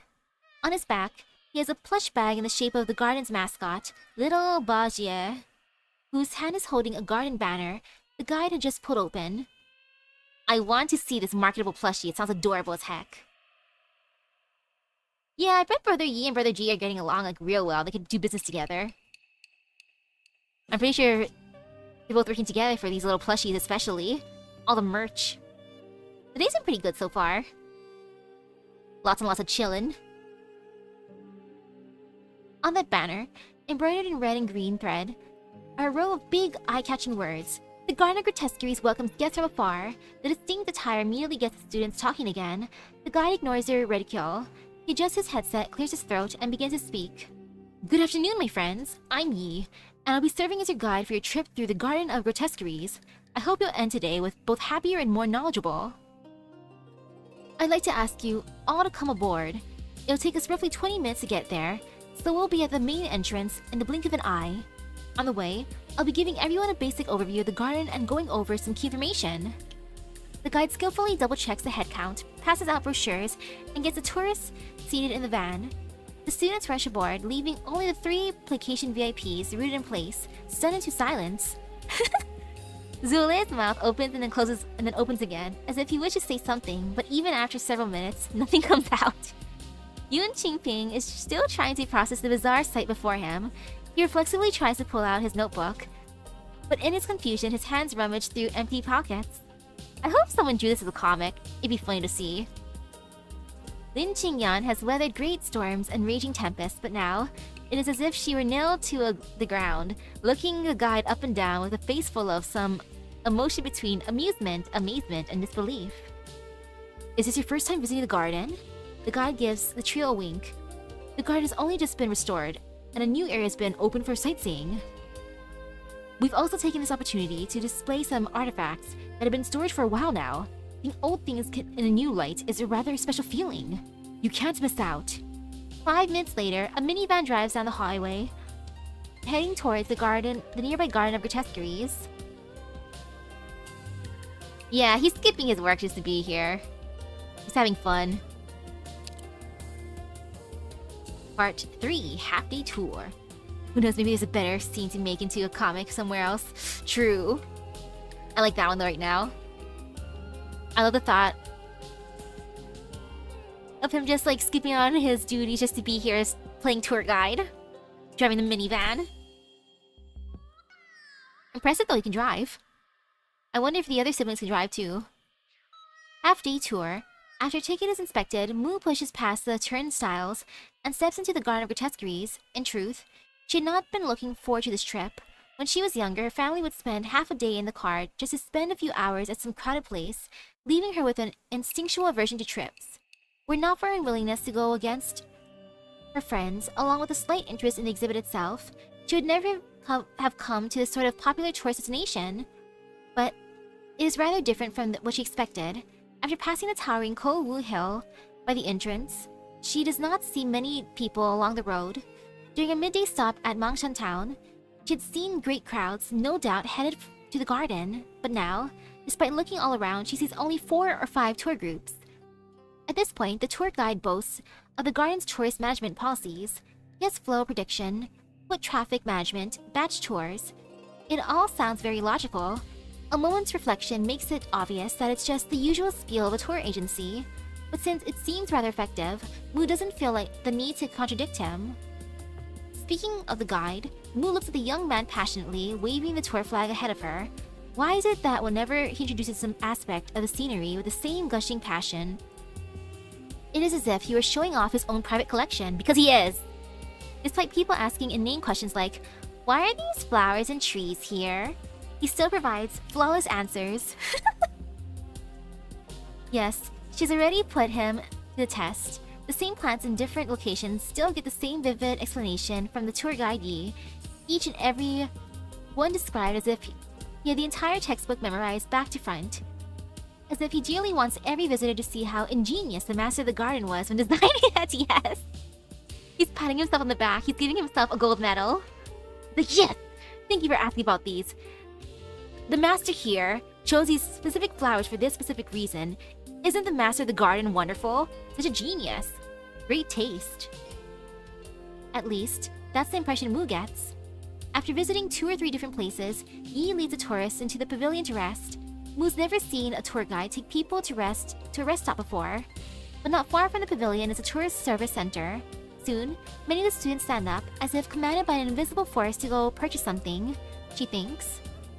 Travelers from across the land gather here to sample local fare, purchase trinkets from the gift shop, or line up to get a park seal stamped on some paper. Apparently, there are many different seals here, and indeed, there was not a single duplicate among her classmates who received one, and so, to get a full set to decorate their classroom with, even more students join the queue. He's too perfect, meaning he's no good. Taking advantage of their departure, Mu nestles herself in a pile of their backpacks to watch the 3 other visitors who are orbiting their tour group. A lady dressed like a tianqi, always at the head of the pack, and sweeping her eyes across the surroundings, giving others the impression that she would be the first to fight if anything goes wrong. A handsome young man wearing some kind of mandarin's robes, who always stayed at the very back of the group, fearful that someone would leave his sight, and a refined, long-horned gentleman who constantly paced back and forth within the group, occasionally advising against uncivilized behavior from the students. Why are they being so wary? Mu looks at her ticket and glances at the giant sign next to the service center. Heed well, these 8 do not. Could it be that there was some sort of selection of Yan's cultural parks going on, and these 3 were plainclothes inspectors? After seeing the weapons and badges hanging at their hips, Moo was sure of it. She pushes her way into the side of the tour guide, quietly telling him about her discovery. The surprised guide was profuse with thanks, eventually giving her a strangely shaped copper coin and begging her over and over to not tell anyone about it. The break ends and the group sets off once more. The guide soon brings them to an observation deck. From atop it, one can see ancient complexes scattered across a distant mountain. Some are at the mountain's feet, arrayed with a charming irregularity. Some are by lakes, splitting waterfalls in two. Some are secluded within the mountain's forest, only exposing a single tip of their eaves. Some are by precipitous cliffs, suspended amidst the wind and mist. He turns around, looking towards the peak, where the lonely memorial hall stands, wrapped in a sprinkle of sunshine and pink teal mist. Dim and indistinct, those are the parts of the garden temporarily closed to the public. Apparently, they're Tianchi forest dwellings. Students who have come before explain to Moo that every time the garden opens, there's always a new area open for tourists, and each area will inevitably have a lookup point like this one so that guests can appreciate the serene beauty of the garden's closed-off areas. After seeing them chat about the garden's various attractions, another of her classmates comes over, mentioning the changes in the scenery. He mentions 3 distinct periods: when the park is just open after maintenance is complete, when the sights are at their most real, 3 months after that, where a faint layer of pink teal mist will blanket the garden, as if enshrouded in a dream, and a further 3 months when the park closes for maintenance, and the entire mountain is like a realm with a painting. Its pagodas, pavilions, and plants taking on completely different forms within the pink teal mist. This guy's a regular here, holy cow! How often does he go here? Moo finds herself moved by her classmate's vivid account and wonders when she should come by herself so that she can see these changes in scenery. Hello, hello! Welcome, welcome. She inadvertently turns her head, noticing that she can see the entrance from here, and the people flowing from one spot to another. For whatever reason, this is the first time she does not hate the vast, dense, and lively crowd. Maybe it's because they're not sneezing or not squeezing into this observation deck, she tells herself, or maybe the people are like a fire? Moo rubs her eyes, but feels the worldly flames before her glow, herself a part of them. Fire sweeps across the ground under her feet, slowly winding its way toward the mountain's peak, steering the stagnant air into vitality, burning mount and peak to form the mortal realm. Bam! Someone pats Moo on the shoulder, pulling her out from her deep reverie. She turns to see the tour group about to depart to some other spot in the park. The tour guide noticed that she was missing and went to bring her back to the flock. When the garden closes, is there fire here? Moo mumbles a question to herself. As if he heard it, the guide follows her gaze to the teeming crowd and nonchalantly speaks. Of course there is. The candle's flame is bright indeed. I want to go on this tour. This sounds like fun. I like tours. And I want to buy the merch too. I imagine it's adorable, especially the plushies. Like heck. I was ending one. I like that. They're having fun here. They're having so much fun. I guess the most thing is about how could a man be the boss of his own establishment and still be a bum. This make it seem like sister thing is much more get it together than him. Imagine being Liang right now. This is your creator / boss right now. I feel bad for Liang. He's like, yeah, you made me for this stuff, but I can't actually do all these things. Like, I know I shouldn't sign your name, and I am a respectful worker, so boss, please do this. Just please, then you can goof off. But just do at least this one thing. Yeah, right now, I see why you have made me 4 arms, but that's still not enough.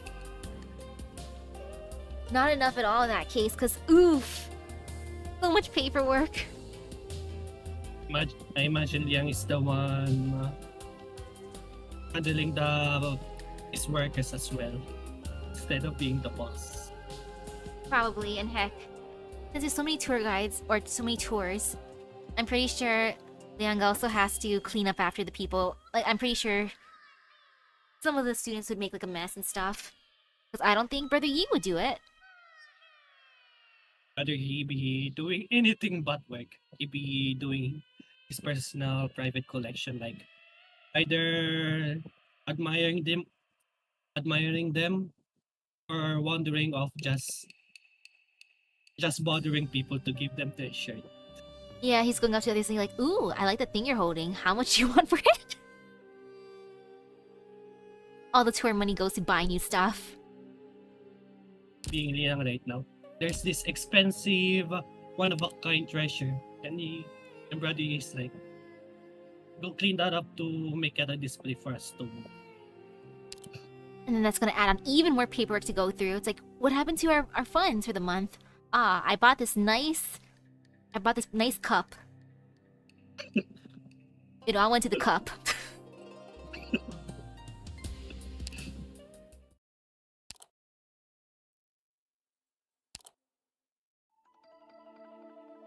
And now I'm just deciding what song I want to put for the next part.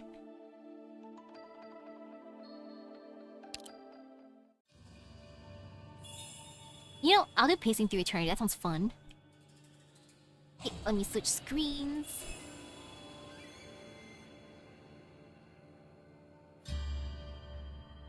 Okay, that should be the next one. Now let me go to Discord to switch over.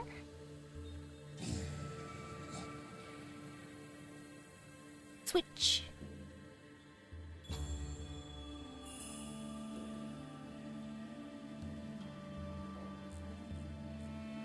Okay, almost ready.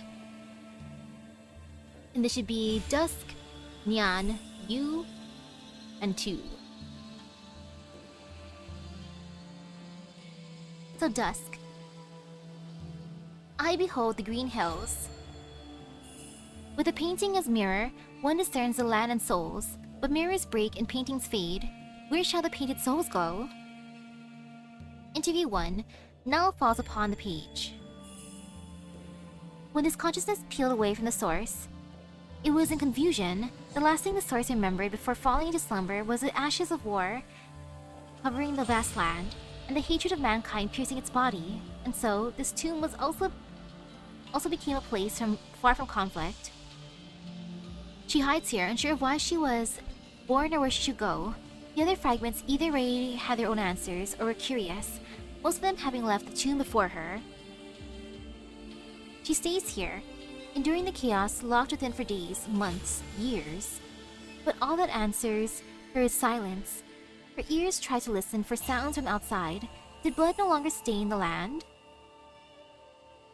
Have the voices of hate gone far away?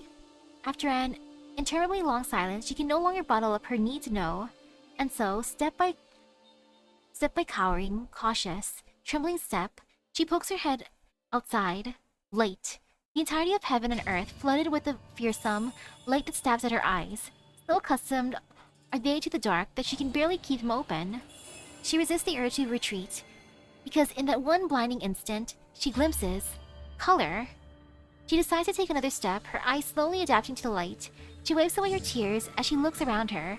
Color streams into her eyes, so unlike the sunless black and white of the tomb's innards, and nothing like the yellow sands dyed blood red in her memory. Here, the gold is that of clouds bordered by the sunlight, the red of the autumn leaves painted in the dusking hues. But this is how the land outside the tomb had changed. The mountains are awash with maple trees.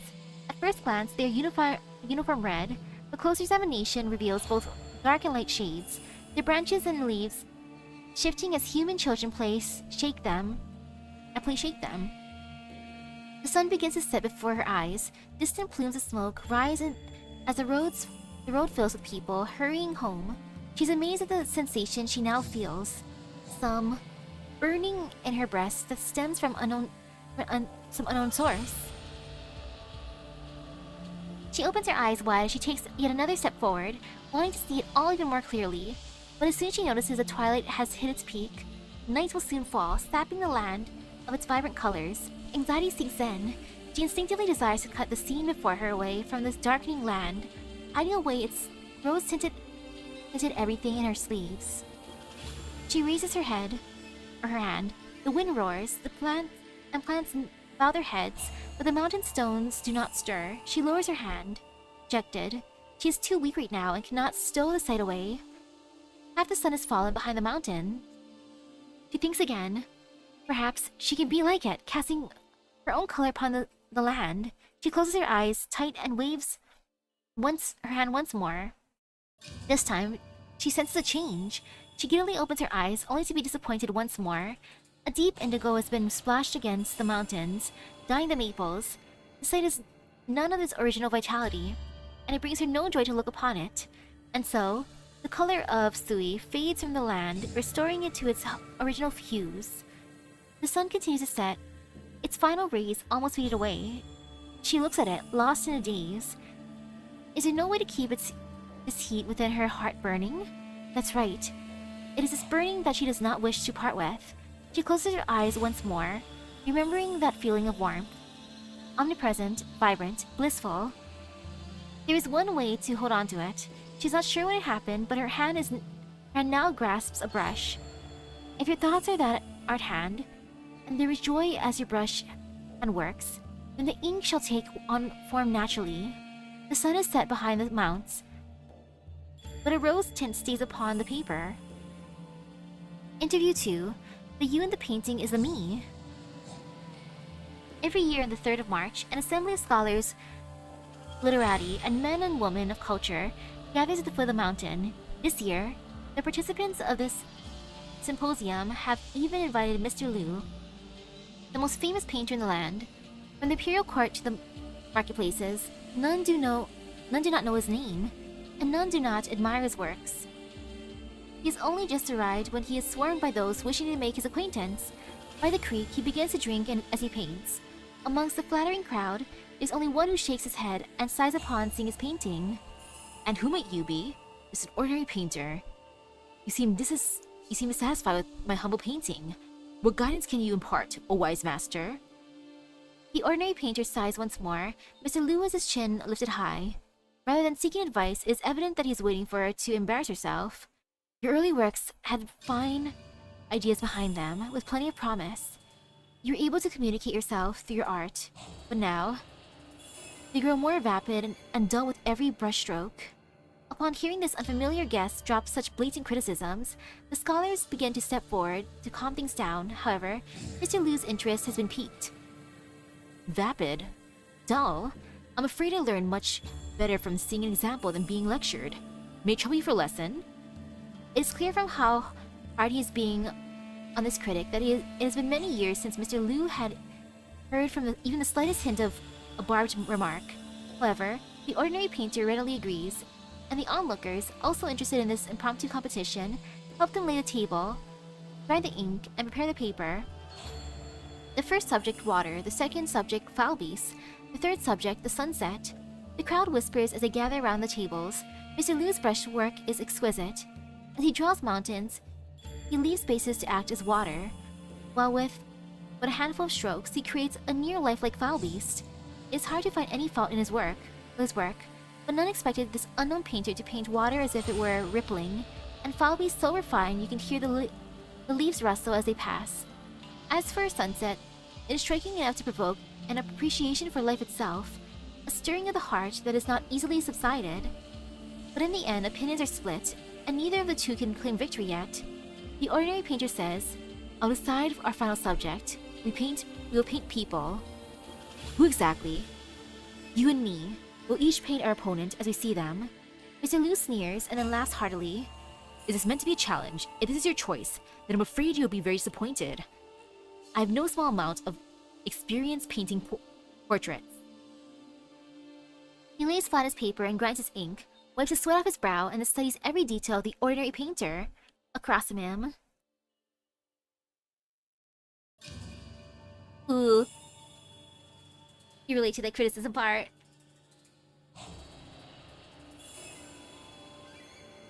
While she has not made a name for herself, her ability is nevertheless exceptional. This fact has been made utterly clear to him during this competition.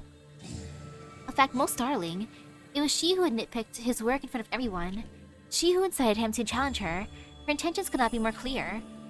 If she surpassed him in front of all these learned men and women, then from today onwards, the greatest painter in Yan would be this complete nobody. Ha ha! seeking fame and acclaim by using him as a stepping stone? The audacity! She really think it'll be that easy?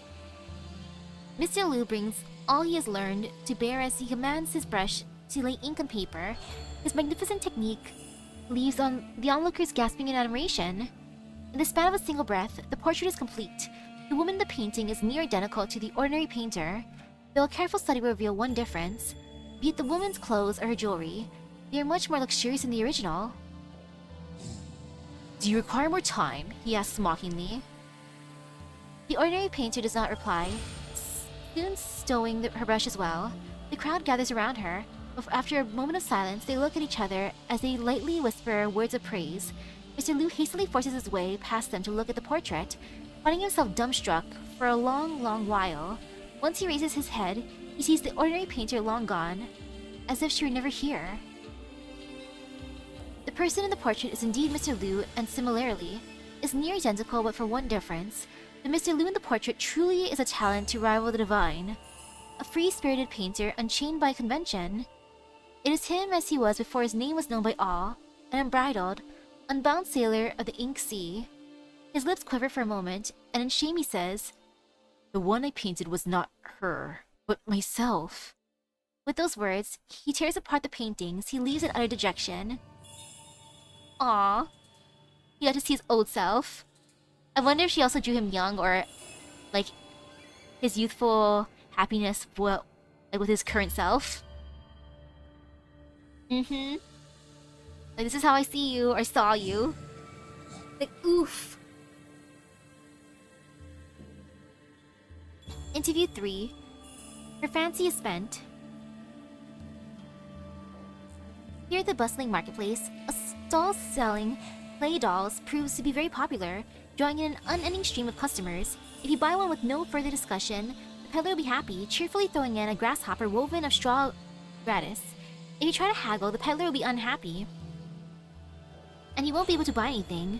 Children, the people the peddler hates the most, shout and yammer right by her ear.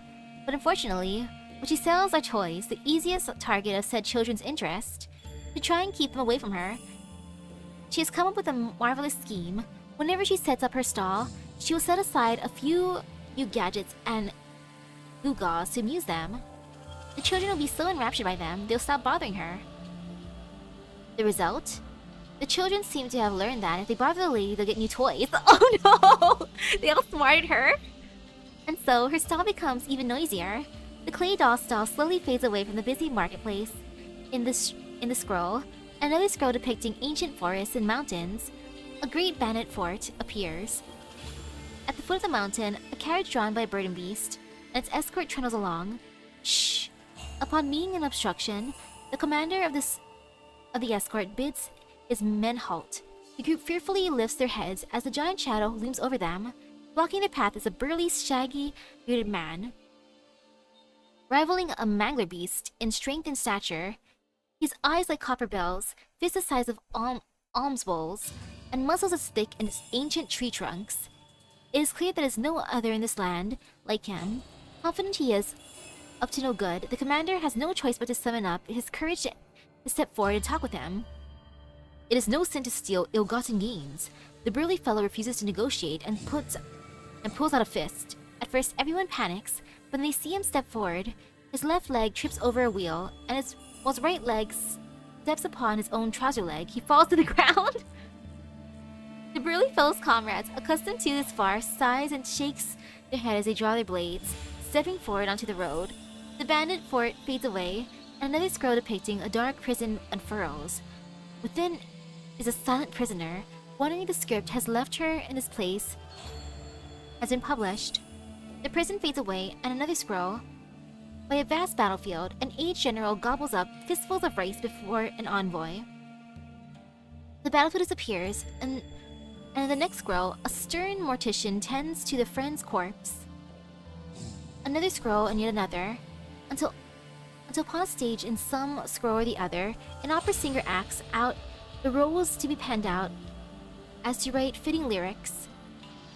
After recording the phrase, "In all things, real is a fake, but in a fake is rarely anything real," the figure steps out of the painting. Dull, tiresome, drab. The scroll is too boring. Pieces of the scroll flutter as they fall into the fire, until eventually, dust can tear it no further. She leans across her table in boredom. These paintings have become a multitude of lands, allowing her to experience a multitude of lives. Do these hundreds of years worth of emotion and temperaments within these lives have no effect on her? Of course not, but what is real? If I'm the one in the painting, and the me in the painting is real, all I feel and experience is also real. However, when it awakens, I shall fade away. In the end, I'm just a being in a painting, real or fake, true or false. What sense is there in even asking? Aw, what a sad end for her. What sense is there in even asking? Oh man, I wonder how many scrolls she went through. I want to see more of the opera singer one. Oh well. Yeah, no wonder she isolated herself. But hey, at least throughout her journey, she at least made one super duper good friend that she immortalized in the scroll in that one event. Like, that was sweet. Now for Nyan. A favor casually offered has resulted in an unexpected gift. The ways of human are truly interesting. Interview 1. Sometimes it is not a matter of principle as to whether to seek help from others or from oneself. You remind me of my big sister. The woman squatting by the field suddenly pipes up without thinking. The man in the field does not answer, persistently tilling the soil. Why are you spending all that time and effort digging up that dried out field? Did you bury your family heirlooms there? The man in the field finishes digging a furrow, pieces himself right to inspect it, then starts digging another. It's way past planting season. You seriously gonna be planting seeds after you're done with those furrows? The man in the field still doesn't answer. Continue to plow the field under the scorching light of the sun. What, does the girl you fancy want you to work her family's fields? You got an evil aunt and uncle forcing you to work there? Work here? As she speaks, the woman suddenly gives herself a slap on the head. I know. The man who came by the other day might have had a nice smile, but he probably told you that if you didn't dig these furrows, no, you probably just couldn't stand how evil he was. So you cracked open his head, and now you're digging a hole for the corpse. What a great story. I should write it down and find some actors later. Ridiculous. So, what are you actually doing then? I recently thought of a new way to forge iron that would save charcoal. I wasn't sure if the iron it would be good, so I was testing it in this abandoned field. Looks to be more or less the same. Shh, lame. The woman huffs in disappointment, but does not leave. A while later, she slaps her head again. So you're a blacksmith? How about trying my pickaxe then? The woman throws a piece of metal overflowing with light at the smith's feet. The doubtful smith presses the metal into the pickaxe's handle, and then gives it a swing before yelping in fear. What the devil is this? How's it able to dig out even the stones? So, what do you think? It's light, and it's not so hard to swing. It won't go rusty for a long time. You can even smash a mountain to growl with it. Good pickaxe, yeah? Only after a long while does the smith spit out a yeah before returning it to the woman. He's like, dang, I don't think I can make anything that good. Boo! Oh, that's so funny. Don't want it? No. Why not? Because I'm a fool who can't make sense of this thing of yours. Would a fool think up a way to smith better? My back hurts. If you got a backache, why didn't you rest instead of coming here to play with furrows? It took me so much effort to think of a better way to work iron, and before I could even give it a proper test, here you come with something much better. Pisses me off. The woman cannot help but laugh. And that's it? Just too stubborn? That's right, just too stubborn. Wait until I'm an old and gray, then come find me. Old and gray? The woman furrows her brow for a moment before coming to a sudden realization. Look at you. You rough little smith, you. Never saying what you mean and always giving people a headache. You want to improve your skills, so you want to have a little head-to-head with me. But you've got no confidence, so you say some kind of nonsense about being old and gray first, right? Just say you want to be self-reliant. I've seen lots of people like you all across Yan. But you're the most awkward of them all. The smith blushes and turns away from the woman, picking up his pickaxe, before silently returning to work. How about I treat you to a meal? I just learned a new recipe for shangshu pepper and cornel hot pot. And hell, forget you. Not even the Mandarin from a few days ago has tried it. The woman conjures up a cauldron, some beast meat, peppercorns, and a bright red oil of cornel. Before long, a tantalizing smell wafts through the air. Which manner did you sneak out of, miss?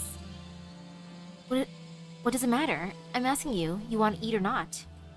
Only after a few mouthfuls slick with hot oil and a few goblets of unfiltered wine, is the smith finally ready to heft his pickaxe. Once he fades away into the distance, the woman suddenly gives herself a third slap on the head. Crap, it's always been others begging me for help, but today I'm the one having to beg and help someone else. Interview 2. Just an intense game that went until late at night.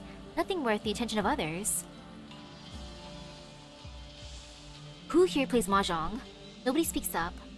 For nobody knows why the Grand Tutor himself has called the entirety of the Sui regulator into the hall in the middle of the night to ask this question. Let me rephrase that. Who taught mahjong to that proxy? The least senior of the candle holders raises a trembling hand. It wasn't like I wanted to teach her. She just barged in on a session I was playing at home last month. Then this is your responsibility. Wow, you taught her how to gamble. Now you gotta take responsibility for her. Oh, that is so funny. Neon has a middle ceiling vibe. The game begins, and the young candle holder cannot stop his skin from breaking out into a cold sweat. He looks at his 3 friends at the table, the Grand Tutor, the High Minister of Engineering, and that inscrutable proxy. He's unsure just how many horrific sins his ancestors must have committed to leave him playing mahjong with these 3 in the middle of the night. What's even worse is that the proxy said that they'd be playing until she was satisfied. What does she mean by that? Just until she gets a big hand? How big is big enough? Heaven forbid that she'd only be satisfied with a Tian Hu. Doesn't she know just how rare it is for a dealer to win on the first draw? They'd be playing until the next year. He notices the High Minister is dead set on feeding Taos and Yan, but she doesn't seem particularly interested in them. The Grand Tutor is as stiff as a mountain, but mahjong is not a game you can play on your lonesome. Gang, let's see. Oh, Gang Shan Kai Hua. Am I winning tile from the dead wall? Boring. Yan pushes her tiles over. She gets a Gang Shan Kai Hua, and she calls it boring? Candle holder really does want to grab her by the collar and ask her that. But who would dare run their mouth here? All he can do is swallow the bile rising in his throat, then shuffle, stack, and draw his tiles. Is he being salty now? He's like, what? I love this game and now she's calling it boring? Hell no. 3 red dragons, 3 green dragons, 2 white dragons. He wants nothing more than to slam open his hand in protest, but doing so would probably make Neon even more upset. He doesn't want his next year to be on the job to be a pain in the ass either. Besides, now that his moment of hesitation is over, for some odd reason, the tiles he needs keep finding their way into his hand, until after only a couple of rounds, he is already in Ting Pai. Just 1 tile away from winning. As for that loathsome proxy, she continued being depressed, ceaselessly speaking out loud. All white. An entire night's worth of resentment erupts at this moment. Heedless of the glances of "don't," the High Minister shoots him over and over again. Heedless of the flash of relief flitting across the Grand Tutor's face, the candle holder yells in anger, I win! Dasan Yuan, big 3 dragons! Yan stares at him, then breaks into a hearty laughter. A crystalled geezer and a rock who sees shit but doesn't say shit are the worst people to play mahjong with. It's a youngster who's got spirit. Alright, pack it up everyone, we're done here. She tosses the white dragon tile into the candle holder's lap, turns about and leaves. The High Minister of Engineering hot on her heels. The candle holder takes the tile, his mind full of thoughts like, I'm finished. Only now does he notice that the white dragon tile is suffused with a dazzling light, quite unlike the other tiles on the table. 1 month later, It appears converting the capital into a nomadic city can be performed ahead of schedule. It shall be as your Imperial Majesty commands. Only one thing requires further explanation. This block on the front of the model, what is its purpose? It's a special material used to reinforce the city walls. The Ministry of Engineering has developed the technology to manufacture it. The model only has the one piece, but the real city will boast thousands of them. I see. The High Minister of Works lets out an internal sigh of relief, hoping the white tile's abilities will disguise the issue of its appearance, but when the nomadic city is complete, these thousands of blocks, will they also have this rounded rectangle design? Interview 3. Whose head is a ascend immortal touching? I told you guys, it should look like a ferret. Nyan looks at the giant mechanism in front of her, then shakes her head as she sighs. Aren't you wrinkly old prunes always saying stuff like the way follows nature? Ferret must have structures that work both offense and defense. Besides, it's crazy cool. The wizened Tumu Tianchi does not understand a word of Nyan's indulgent, nonsensical ramblings. He swallows the words he's about to say on how heavy the project weighs in the court and how inflexible that the Ministry of Revenue is in regarding the budget. How can they convey their concerns to this Xian? The Chamber of Heaven's designs is still waging a bitter war in the north, while Da Huang's plate remodeling must proceed sooner rather than later. Time is short. Then you guys need to put your backs into it. It's not the kind of thing you can let me handle. Nyan really was going to watch others do all the work. Throughout the entirety of this massive project, she has created not even a single rivet. After all, if the worst were to come to pass, and the siblings and the creations were to disappear from this land, any past interactions with humanity could bring about untold chaos, and so some of their number have made preparations. Even Nyan couldn't help letting her imagination run a bit wild. The giant device, shaped like a Mortise antennon, hangs high above. It looks as if hewn from a white jade, the luster in the surface flowing faintly.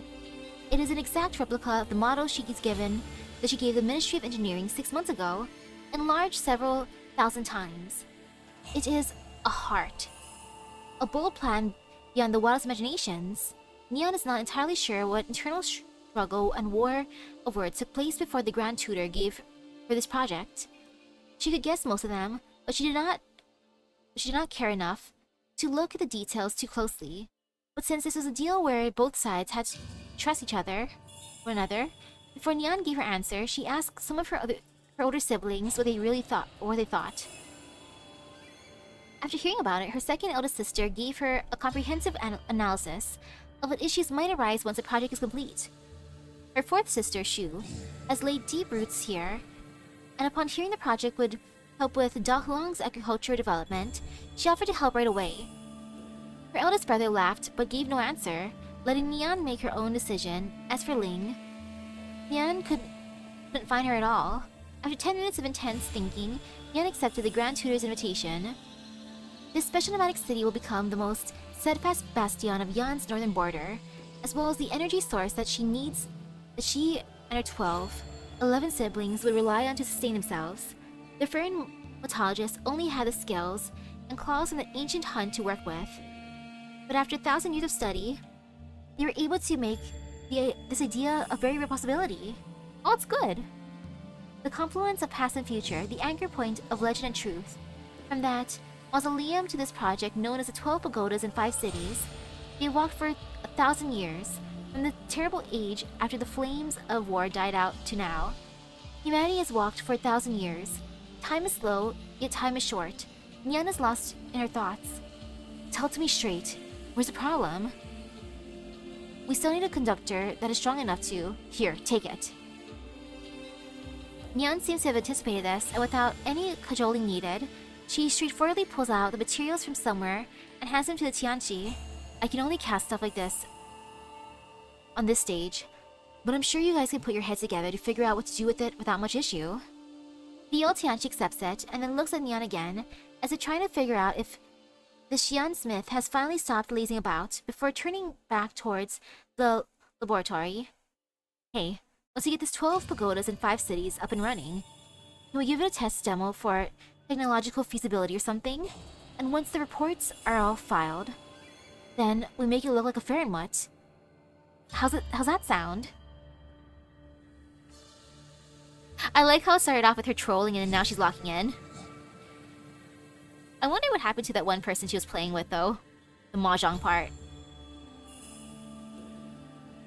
Mr. I win! Hopefully he's doing fine now. Time is slow, time is short. Yeah.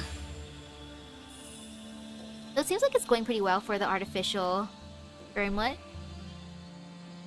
Fingers crossed that it works out well in the end. I like Neon's story. Now for Brother Yu. But first I'm gonna grab a water bottle real quick and turn on my light because it's starting to get dark here. I was using natural sunlight. Now I gotta turn on my room light. I'll be good. And grab a water bottle. BRB.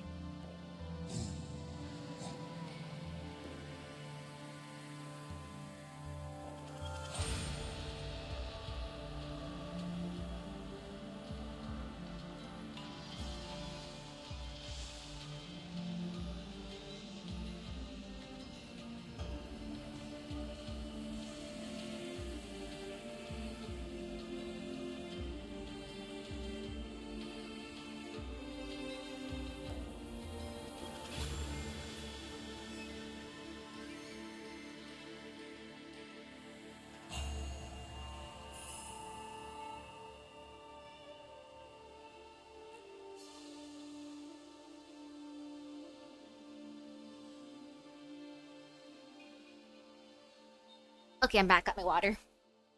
Light on, water got. Just open it first. Water.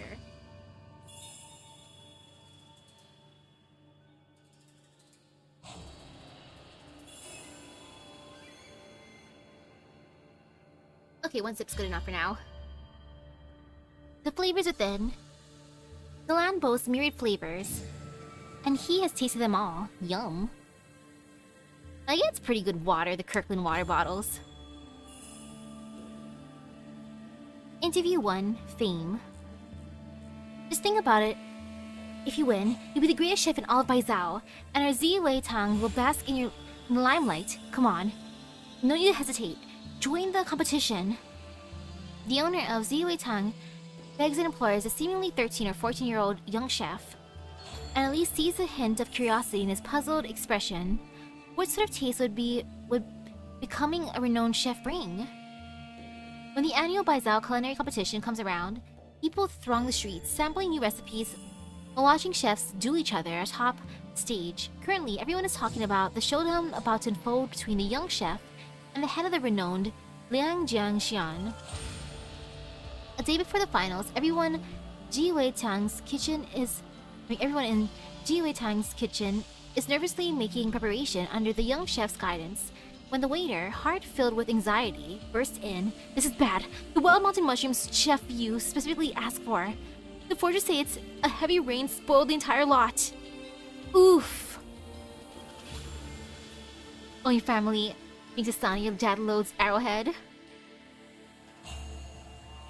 Costco's so convenient, so it's like Costco. Lots and lots of Kirkland stuff. The kitchen immediately falls into an uproar. Wild mushrooms are an essential ingredient in the young chef's proposed main dish. Without the main course, aren't they certain to lose the battle? What should they do? It's far too late to change the menu. They submit it to the officials. The young chef stays calm. Don't lose your heads, it's a shame. But while every ingredient has its own flavor, there's no reason to use a substitute. The owner of Ji Wei Tang jumps up shouting, "Absolutely not! Liang Jiangxian managed to get a live wild hair-tail fin, about 2 feet long. You're lucky to see one of those in a century. We'll never win using ordinary ingredients." The young chef raises an eyebrow. Aren't the menus supposed to be secret? How do you know what's going on in their kitchen? Ooh? The owner doesn't answer, rattling off several alternative sources of wild mushrooms, all of which were shot down by the waiter as unfeasible.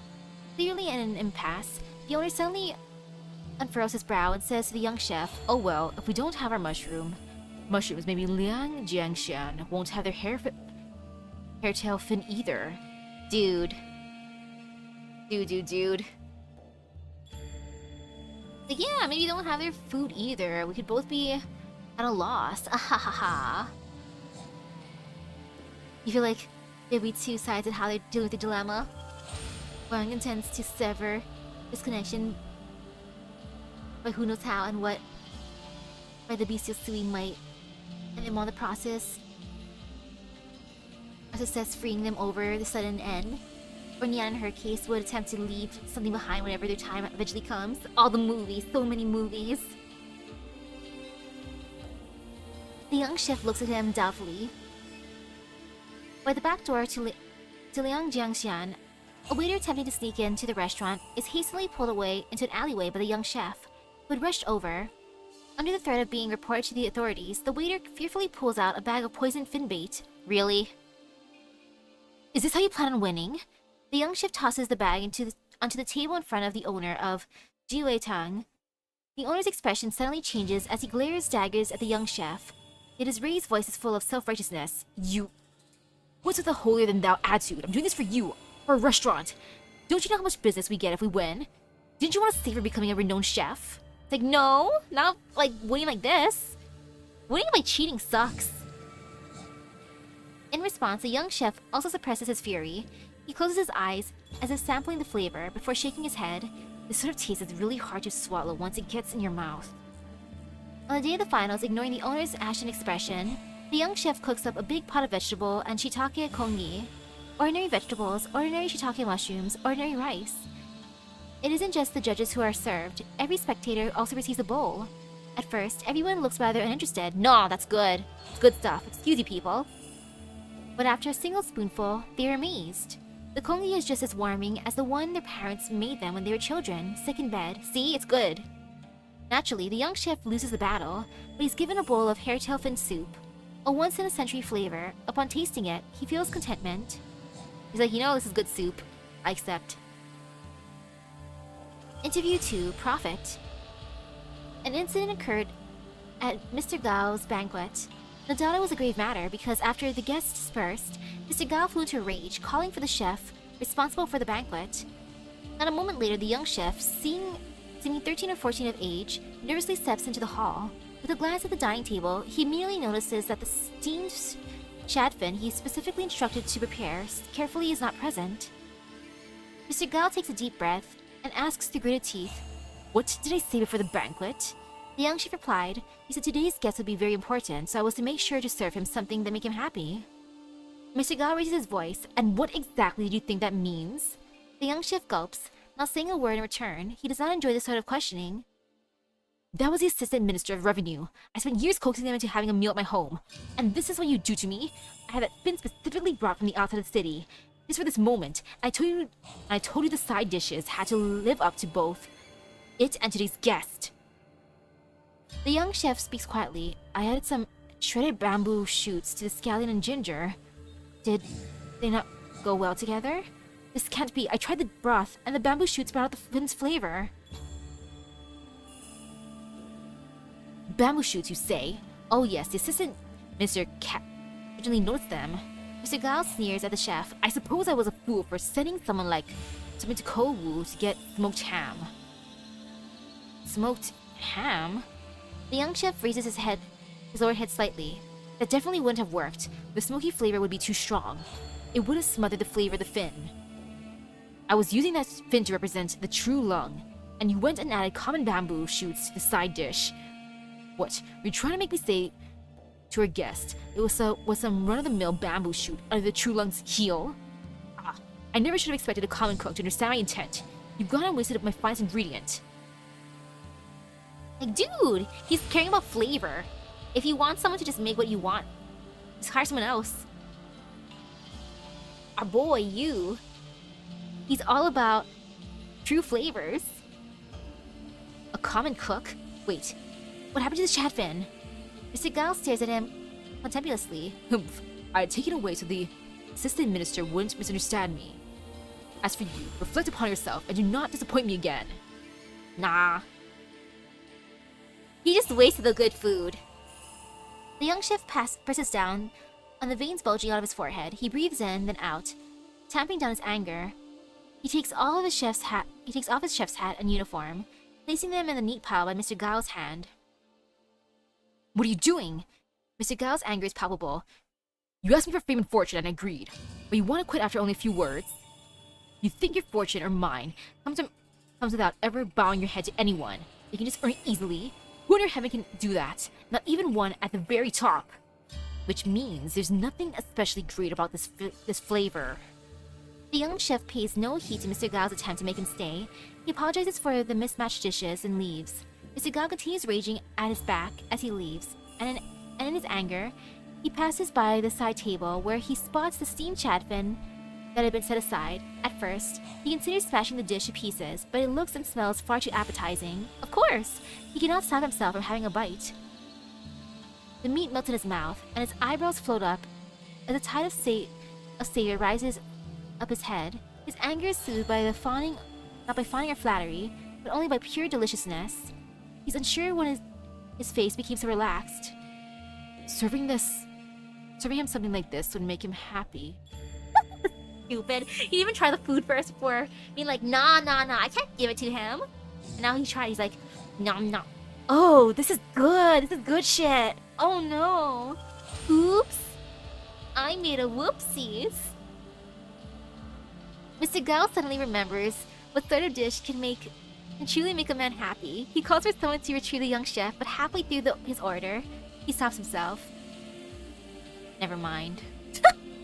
Well, at least he realized his mistake. He's like, ah, I'm a dumbass. Oops. The young chef was right. But no wonder why he made savers at Yu's. It makes sense. He tried going into the higher class stuff, but then the people there were too... Ugh. Too much of a pain to work with. Too prideful to even say sorry. Interview 3, Truth. After marching through the desert for a month, and facing countless battles large and small, the soldiers are at their limit. Unending sands, unchanging rations, unseasoned meals. Oh no. The unseasoned meals that are unchanging. Despite the best efforts of the young cook in their ranks, it is hard to make much out of brown rice porridge and beef jerky. Even so, the men treasure his cooking, licking every plate clean and showering with praise. While he always shoos them off, his wagging tail tells a different story. Aww. His tail shows he's happy. During his centuries-long tour of the human realm, sampling every flavor there is, the young cook had begged his eldest brother to allow him to accompany the troops. All he sees now are the desert sands, howling gales, and gleaming blades, not worth seeing, as expected. He only wants to prepare good meals for people desperate for one. Whenever he hands them out, there's always a few bowls left unclaimed. While he can't end the fighting, he wonders what else he could do. The vanguard return with a report. They discovered an oasis up ahead. The young cook heads over and takes a look. He's surprised to see tiny fins swimming in its waters. He slaps his fist into his palm, going, "I've got it!" Through their tents, the soldiers distantly hear the young cook swear up a storm. He's just cussing up a storm. As he falls into the oasis pool during his clumsy attempts to catch the fins. They head over to help him, eventually catching enough for all the men.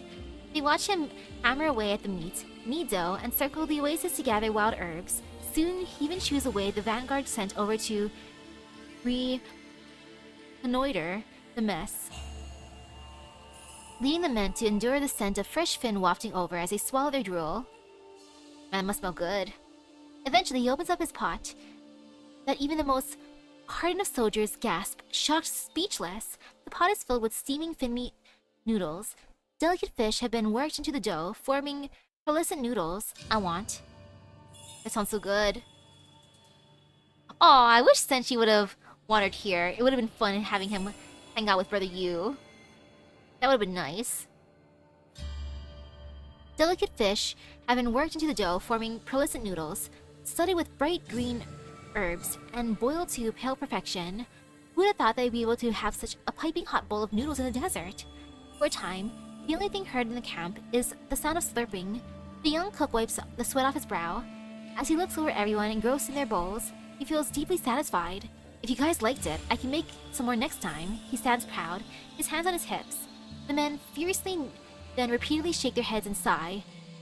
What's wrong? Is the taste off? He asks nervously. I was just reminded of the roast beef. Trotter, you can get it by the gate of my hometown. We'd always buy some whenever there was something to celebrate. The last time I had it was when I passed the troop selection. I was thinking of the noodle soup I had as a kid. My mom would always add a big spoonful of pickled veggies. Man, the pickles she made were so sour and I'd get an ear if I didn't finish them. I wonder what my wife and kids are having tonight. The men cup their bowls in their hands and stare up at the moons as they quietly chat about their past. Some pull out amulets given to them by family, others caress the fine damming on their clothes. While the desert noodles were certainly delicious, what they truly yearn for are the ordinary taste of home. Flavors like that. The young cook sits, listens, and lets his imagination run wild. Hey, young cook, you should open up a restaurant when you get back.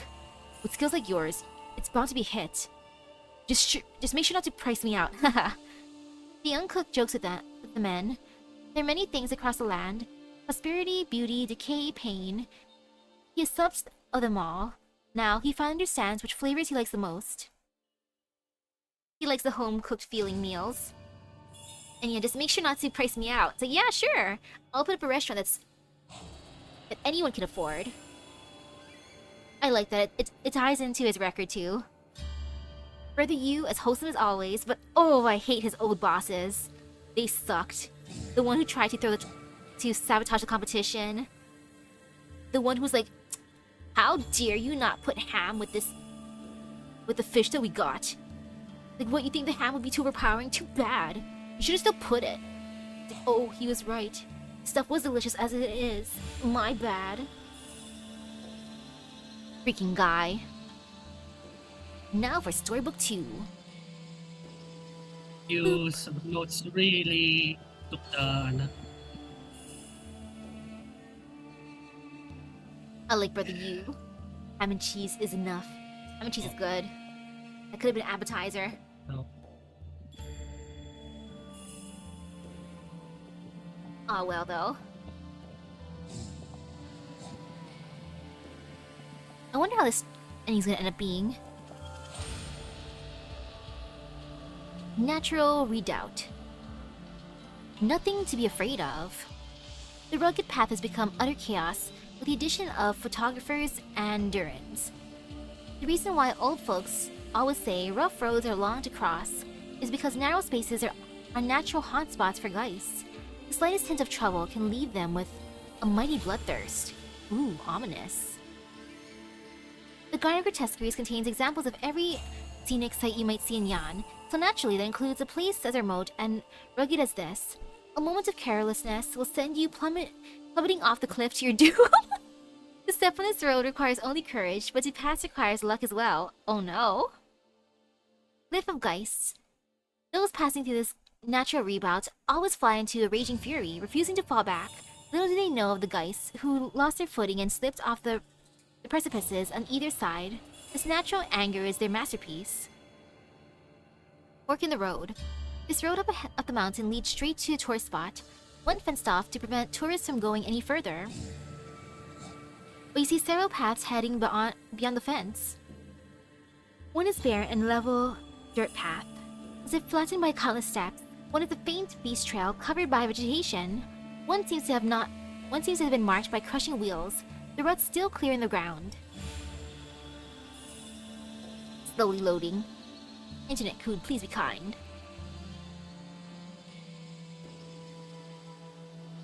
I'm gonna go back and forth. Okay, there. Go along the beast trail. The trail is difficult to follow, and you stumble upon a bundle left by your predecessors. Atop it is written, your name? Shuddering in fear, you cautiously follow a chunk off the trail. Before discovering you have returned to the mountain road, looking behind you, you notice several paths reconverging where you stand. How many of yous have chosen a path that ultimately ended up here before continuing to walk forward or onwards? Lone angler. The river's surface is calm, and an old man sits at the shore, angling. His bamboo basket is empty, and there is no bait upon his hook, but it seems that it is no obstacle to always having a catch on the line. Seeing you approach, he offers you a seat. This angling of mine attracts no fins. When the hook is cast, it is myself that I catch. Seeing the doubt in your face, he offers you the rod. If you do not believe, why not try yourself? The first cast will need bait. Do you have anything suitable? Take out a coupon. The old man needs a coupon until ball and wedges it on the hook. Ah, yes. That's what fish love, coupons. You throw out the line and feel yourself lurch as everything spins around you. It is at this moment that you learn what angling to catch yourself means. All are welcome. You see a stall from the distance, surrounded by a massive and varied crowd of statues made of clay, stone, porcelain, and iron. The young library managing a stall is selling them small silk bags. She spots you and starts hawking her wares to you as you pass by. It's rare to see big shots from the sweet regulator here. How about a bag? You can find stuff that's pretty rare outside the garden in them. Pick a big one. You open a big bag, showing the statues and treasures within. As you discuss your thoughts on the relics, the young library prepares a new big bag as she chats with you. Once she was a peddler outside the garden's walls, but now she comes and goes as she follows her two-pronged business strategy. When the garden is open, she sells souvenirs to visitors, but when it is closed, she sells human goods to the garden's residents. As for the money she makes, you notice her tossing tongbao into her mouth like crackers. Oh, she eats it. Yummy money. Lure is a minor official at the Sui Regulator Chamber of Geists, whose main duty is to analyze and conduct R&D on all sorts of geists and ceremonial devices for your party. She has pacified many wergeists, using them to further her exploration and renovation of this garden to great effect. But as for actually using her inventions, which have received mixed reviews, you have your reservations. They always cost a pretty penny. Oh, she's here. What's a chunk of wood she's holding? Accept it. After immediately handing over the money, she tells you that this geist will work best in Sui's consciousness. She can't say what kind of effect it'll have, but since you've already taken it, well, we'll see it when we see it. Wooden lump. An ordinary geist object, which, as Liuer says, is a treasure she found on the shores of the Eastern. But apart from its warm wooden texture and refreshing, energizing fragrance, there does not seem to be anything special about it. Seclusion. Wild beasts, or rather, things shaped like beasts, are frolicking about the periphery of the garden. Some are stoneflower chased by a literal cloud beast into the sky, while wooden burden beasts chew on fodder as they gaze at the copper fins on the pond. These creatures do not fear humans, some even greeting acquaintances with a nuzzle and cry for food. Most of your team has been charmed by these friendly creatures. Maybe you can relax a bit too. It looks around. Play with the beasts. Adorable. You spend some time playing with these fearless beasts. Were you not on an important mission, maybe you could have spent the entire afternoon here. Aww. Duele squad. Whisper. Should we join in, guys? Yes. Of course. Prayer for protection. Every sacrifice is a dispelment, every resolution a diminishment. Humanity fears calamity, so they are always thinking of ways to attain peace of mind. This is a good place for such attainment. Water gathers in the center, flowing into the courtyard from four sides. There is also a grate to urn installed, where wealth and positivity gathers without fear of exposure or leakage. Within it there's a white lotus. While the mud at its bottom is turbid, the water is crystal clear, like sweet dew. If you were to drink some, no doubt will be a benefit to you. Drink some water, praying for good luck. He looks around. No one's around, tries to roll a banner. Surprise! Luck thief! No! This time, you stick your entire head into the urn, taking big gulps of water. Dole is just doing that. She's like, water. Gulp, gulp. The urn suddenly begins to shake violently, and with an indistinct sigh, the urn splits in two. Its lotus withering in seconds. Undeterred, you sift through the silt, eventually finding two oddly shaped items. You only have the strength to take one, though. Hello, hello. Pick up the thing that was washed clean. You've paid a price and received a fair harvest for it. The fact that these things may be of good use to you in the future soothes you somewhat. Does this count as a prayer for protection? You ask your companions with a hoarse throat. They can't really say for sure either. Four corners paint. Dusk's special mix of pigments that also serves as her seal. When the brush is dipped into the palette, the four colors fuse and form into a scene. Totie Veranda.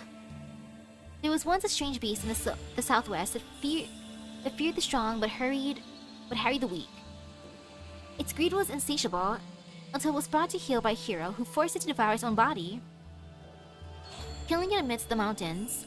Over time, this avatar of greed has taken on a new form, becoming an auspice of wealth carved everywhere. The most famous of these carvings is located in this long open corridor in the garden. Countless visitors pass through here, not only to pray for infinite wealth, but for the chance upon priceless coins. Pick up a coin. You can never be stopped. You pick up a coin, but find yourself wanting more, and more, and more, and more, and more. This ever-growing desire is the Geist Corridor's favorite food. Stamp collection. Everywhere across the garden, there are seals tourists can use to add stamps to their stamp collections, but this one is very unique. Every time you enter the garden, it seems to change. There was once a slacker who went in and out to get stamps, who ended up discovering only 9 combinations of 3 primary components and 3 secondary. You see the characters shift with the feng shui of the land. Every change on them, a change in the earth itself. With this stamp, the small parcel of the world will be with your use. You gently poke at the seal's primary component and adjust it to be the one like a soldier in the sword. Next, adjust the secondary component, the one like weighing scales. The adjustment is complete without your prompting. The seal invokes change across the entire garden, ultimately turning into the character atop the seal. Done. The characters come together, revealing a simple ideogram of meandering majesty. It is related to Fahrenmutz, but like the other characters, its true meaning has been wiped clean. This is not an erasure from memory, but from reality itself, a feat far beyond the means of man. Plucked balance. When both sides come together, what old tale do they tell? The Hour of Sui appears one after another on the Garden of Grotesqueries, where these intangible concepts eventually condense into reality. Under the creator's influence, due to forming at different moments in time, every crystal has a unique shape. The Chamber of Geist has already developed uses for several of these crystals, which may be of aid to you during the rite. The Hour of Yin sounds good. Officials of the Harbor of Geist quickly find the crystal you seek. You need only use the Tongbao of the garden to cleanse it, and you shall obtain the crystallized Hour of Sui. Use orderly balance to wipe it. The breath of Sui marring the Tongbao draws forth the power contained within the crystal. It now acts as its corresponding Sui proxy, rendering you aid over the course of the rite. Yin Shi Flask. An object condensed from the third acute Hour of Sui, shaped as a flask. With tails as wine, one can see unrestrained freedom within. Hall of Candles. This building near the entrance of the garden is a place where Yanese tourists pay their respects and pray for good luck. They toss joss sticks and candles to pray, leaving rising spirals of smoke when they leave. But when the garden closes, this becomes the headquarters of the Sui Regulator's garden management. Under candles from all across of Yan, candle holders light their own candles to reaffirm their commitment to their duty and rekindle their spirits. Light a candle. After gazing at the candlelight for a long while, you rates a flame. The pavilion before you is full of dust, but marks in the floor tiles and candle wax atop the boards are signs of past use. When the garden first came to be, the Sui Regulator and the Tianchi bureaus had joined supervision. When the candle holders and Tianchis completed the rite, they would often come here to rest, and so it is here that they first ascended and touched upon the borders of Sui's consciousness, which also marked a great leap in Yan's fermentology research. Hold a candle to the sky. Candles have been used as light sources since ancient Yan. They carry a fire, and are important tools in the Sui Regulator's rites. The relay lights a candle, and directs everyone's attention to its flame.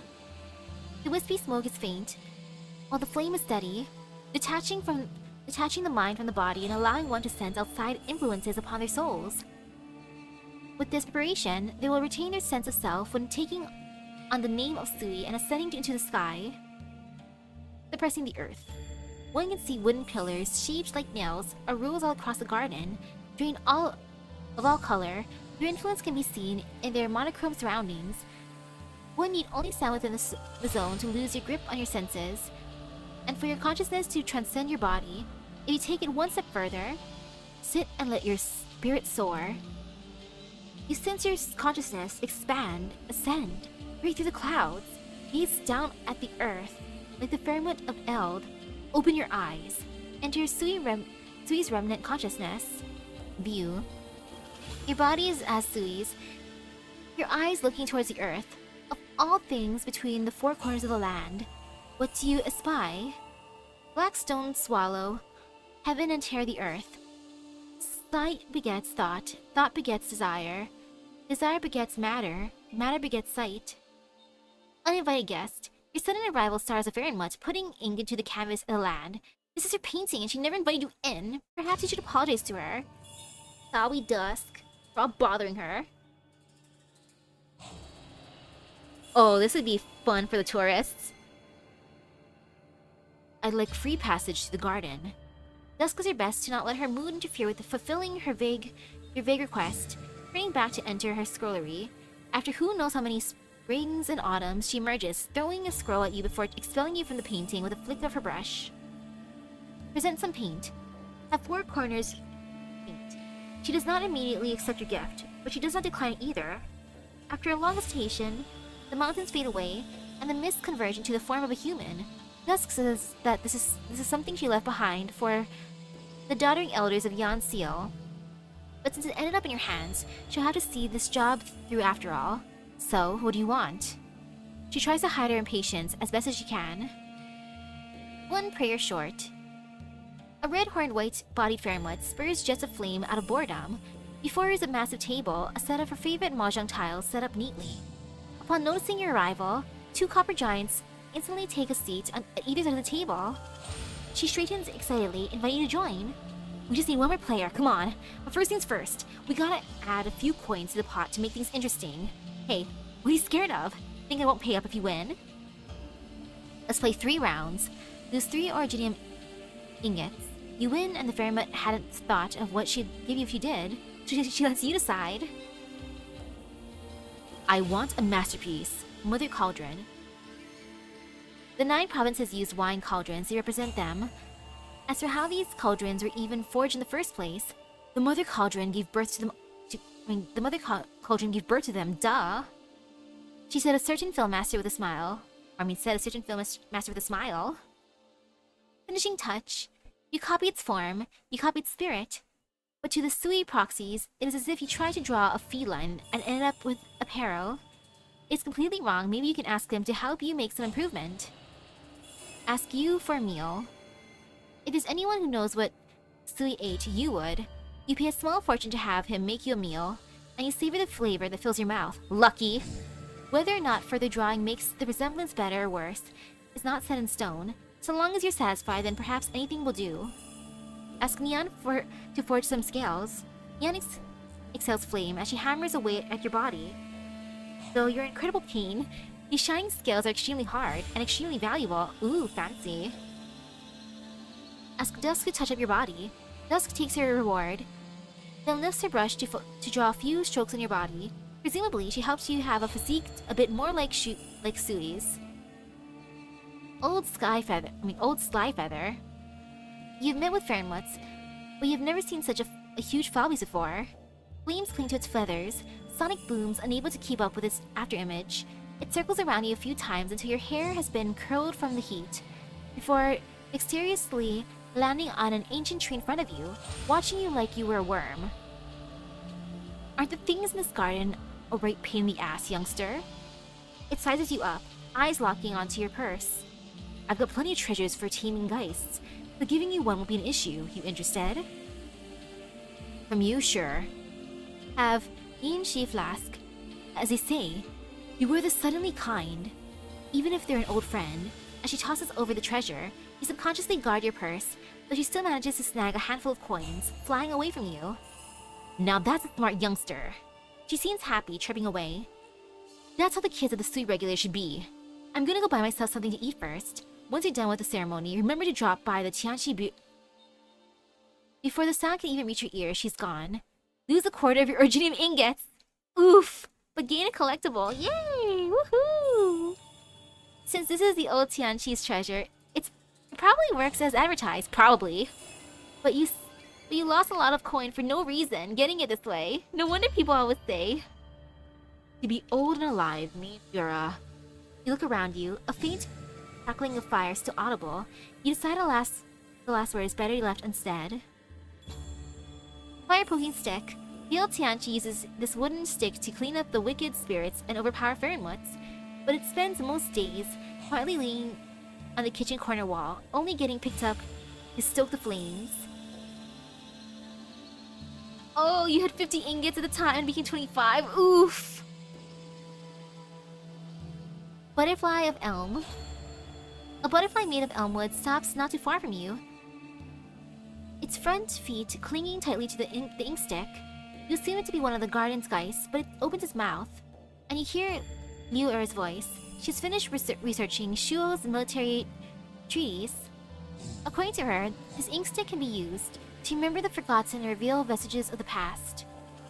But only once she has flown to your side does she realize she forgot to finish carving the ink stick, though she can use the butterfly to do so, the expenses. Even one as wealthy as she would balk at the price. Ink of the Hidden Butterfly. A creature researched by Liu Er. Made from a remnant rock of the Sui tomb and martial tomes panned by Shuo. Originally Sui was carved on it, but its form has faded. And now a butterfly is craved to take its place. But the butterfly fears the Sui's might, so it's time to repel the Sui to appease it. Body of the Sui. Born from ink and sculpture, it hides in the clouds, waiting for the opportunity to extinguish the candles of mankind. A game of Weiqi. The whole of Yan split horizontally and vertically, divided by 19 against 19 lines, where truth and lie, black and white meet, the entirety of the land bound within a square. Before you arrive, Liu Er has been studying the board for quite a while. via the elm butterfly. Unfortunately, she is only a passing undertaking of Weiqi, so she's not seen the secrets of this board. You look at it, noticing the game has only just started. This is obviously one of the tricks Wang left in the garden, and the opponent he's chosen this time as you. Abide by the rules. After 100 moves, the board suddenly shatters, leaving behind only a treasure in its center and a floor covered in splinters. Victory had not been decided yet. Perhaps he had gotten tired of you, or perhaps the moment you placed that stone, you lost your right to continue, having been utterly defeated. Suppressing the earth, return to your body, leave Sui's remnant consciousness. In the rest pavilion, traversing the garden to see its sights inevitably leads to tired legs. This pavilion is been set up for tourists to rest and recuperate.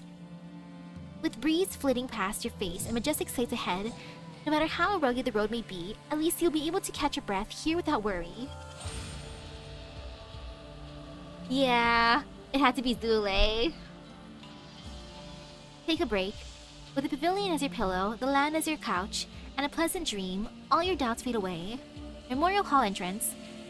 Jianzi's shrine stands at the peak of one of the garden's bounding mountains, an exceedingly normal building unlike its grotesque fellows. The origins of its name have been passed down orally from generation to generation of candle holders. Totally not lost. The pronunciation and meaning can be conveyed without error, but were you to try to write down, you'd end up with paper as blank as a hall's plaques. This is where your duty ends and where the master of the garden awaits you. Offer the ink stick, then begin the rite. Will the geist of ink also change? Having carved ink stick remnant, Yi sees the ink stick in your hand, then opens the doors to Jianxi's shrine. This is the first time I've seen the Sui regulator able to carve a geist to such a degree. Please enter. I shall grind the ink. Everything else will proceed as planned.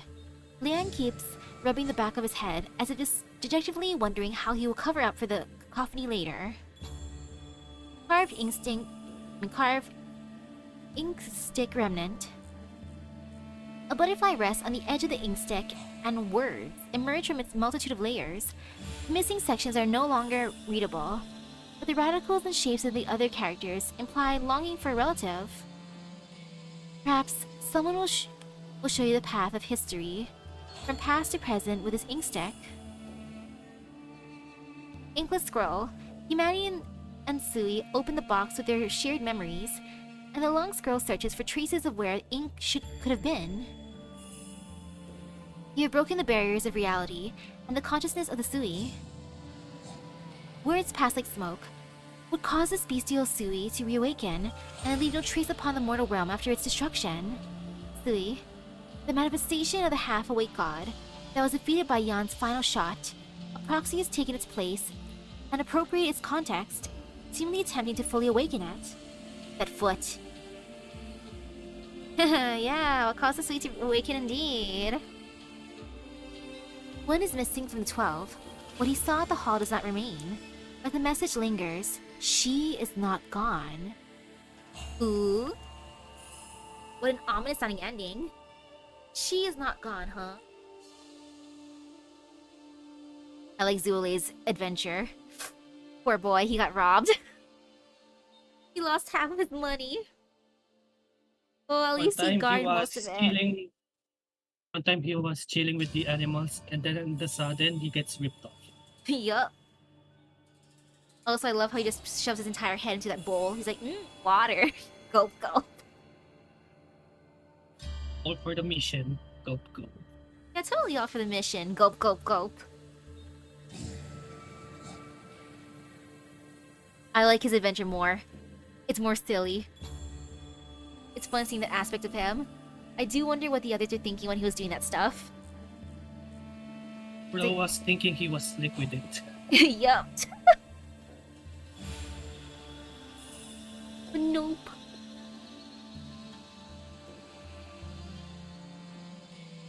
And now let me switch over to the game. Okay. Let me just in Discord first. Back here. And then inside of OBS, let me get that up. So next it would be, let's see, ending 2. Then 3, 1, 2 for the parts.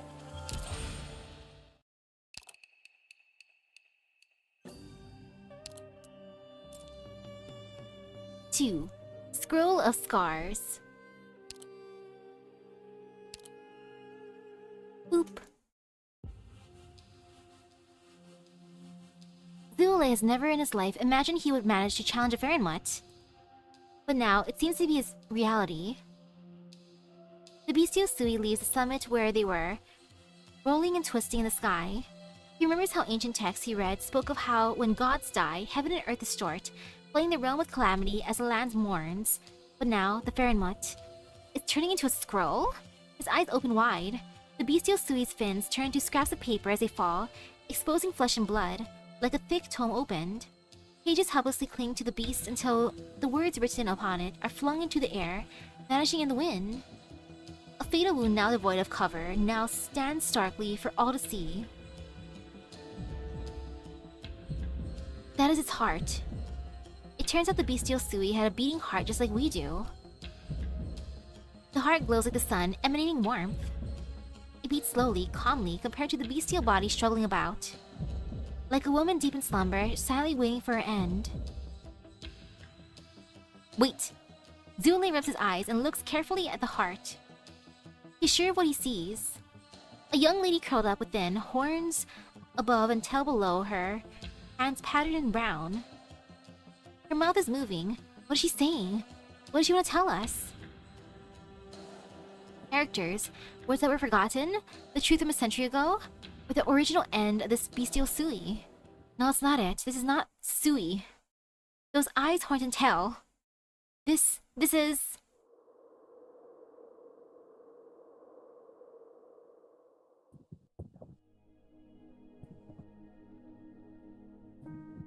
Are you alright, Lord Zuo? We're out? The raid is concluded nicely this year without any issues. Please take this token and rule before you return for your report. Many thanks. If I may ask, what did we just see inside the memorial hall? What did you see? I think I saw a strange... I can't put into words. Zuolei is stuck in a daze. The scene from earlier seemed like a dream, fleeting fragments impossible to piece together into a complete memory. Should I escort you down the mountain? No need, please excuse us.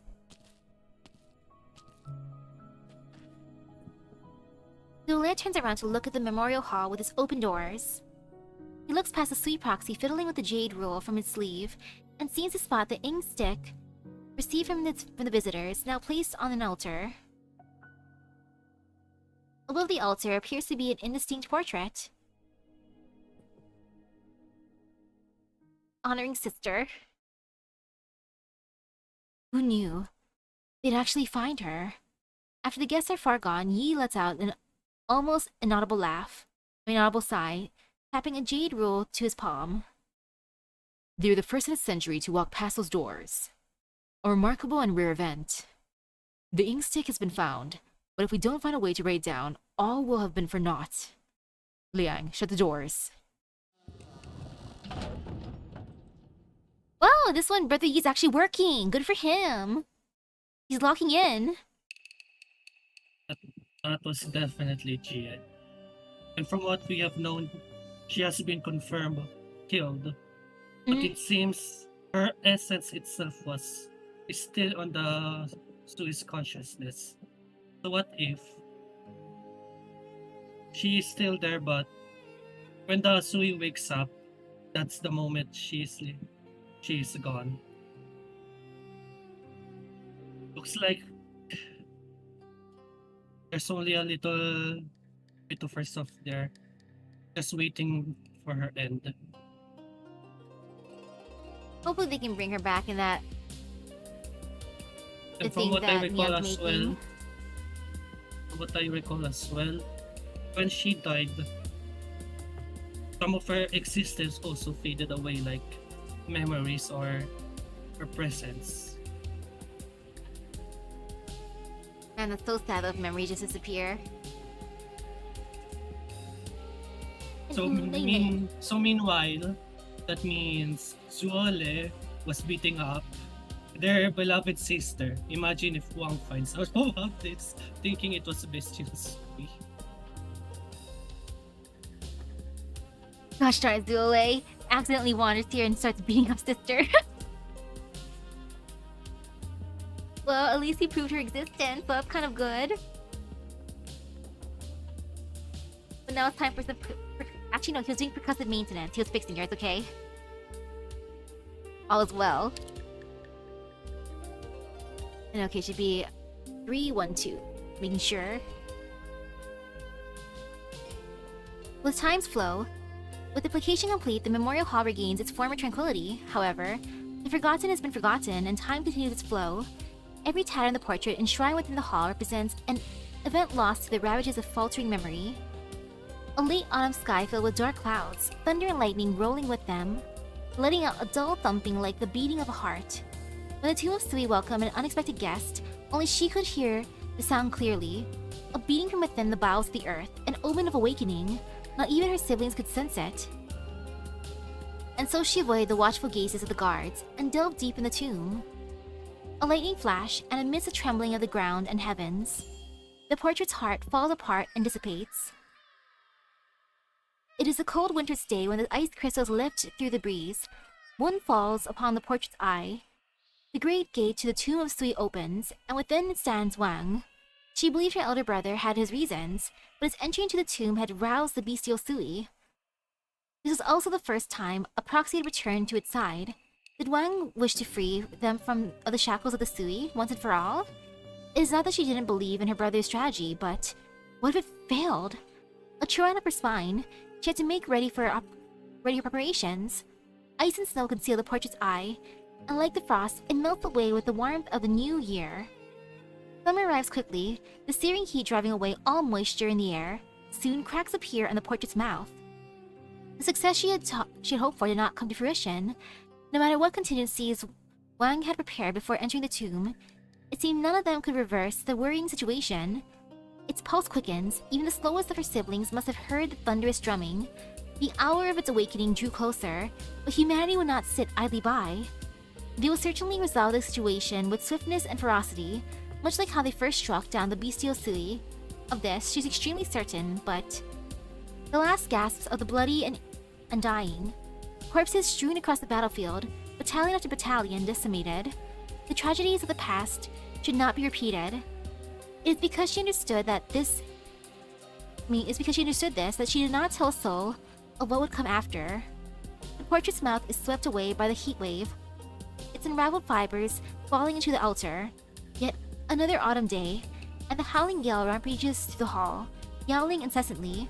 The wind rips through the holes in the portrait, tearing open yet another of a large gash in the deteriorating paper.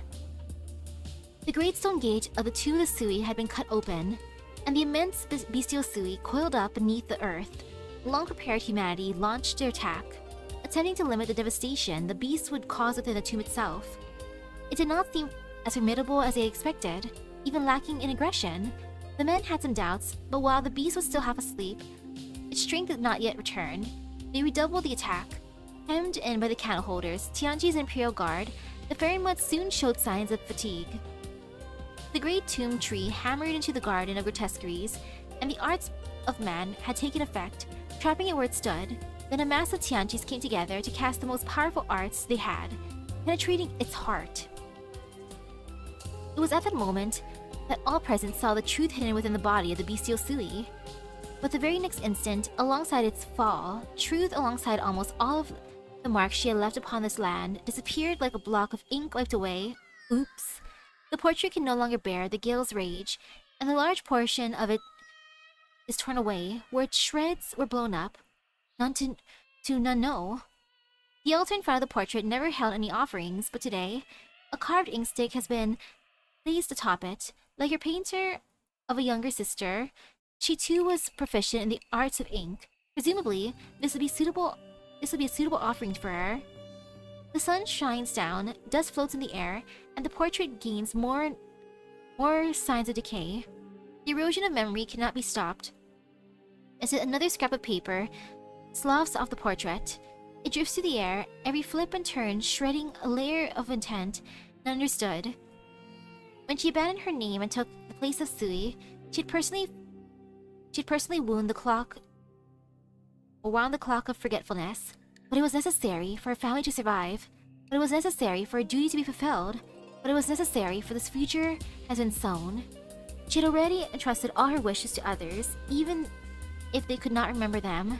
And so, she calmly accepted being forgotten. Aww. What a kind sister. The scrap of paper rolls over and over and over in the air, before finally falling upon the inkstick. Rain splashes down, soaking the paper through the black of ink.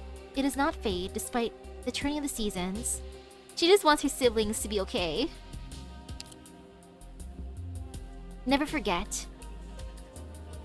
By the time Yi arrives outside the tomb of Sui, it has already been tidied up by the men and women of the Sui Regulator and the Tianqi bureaus.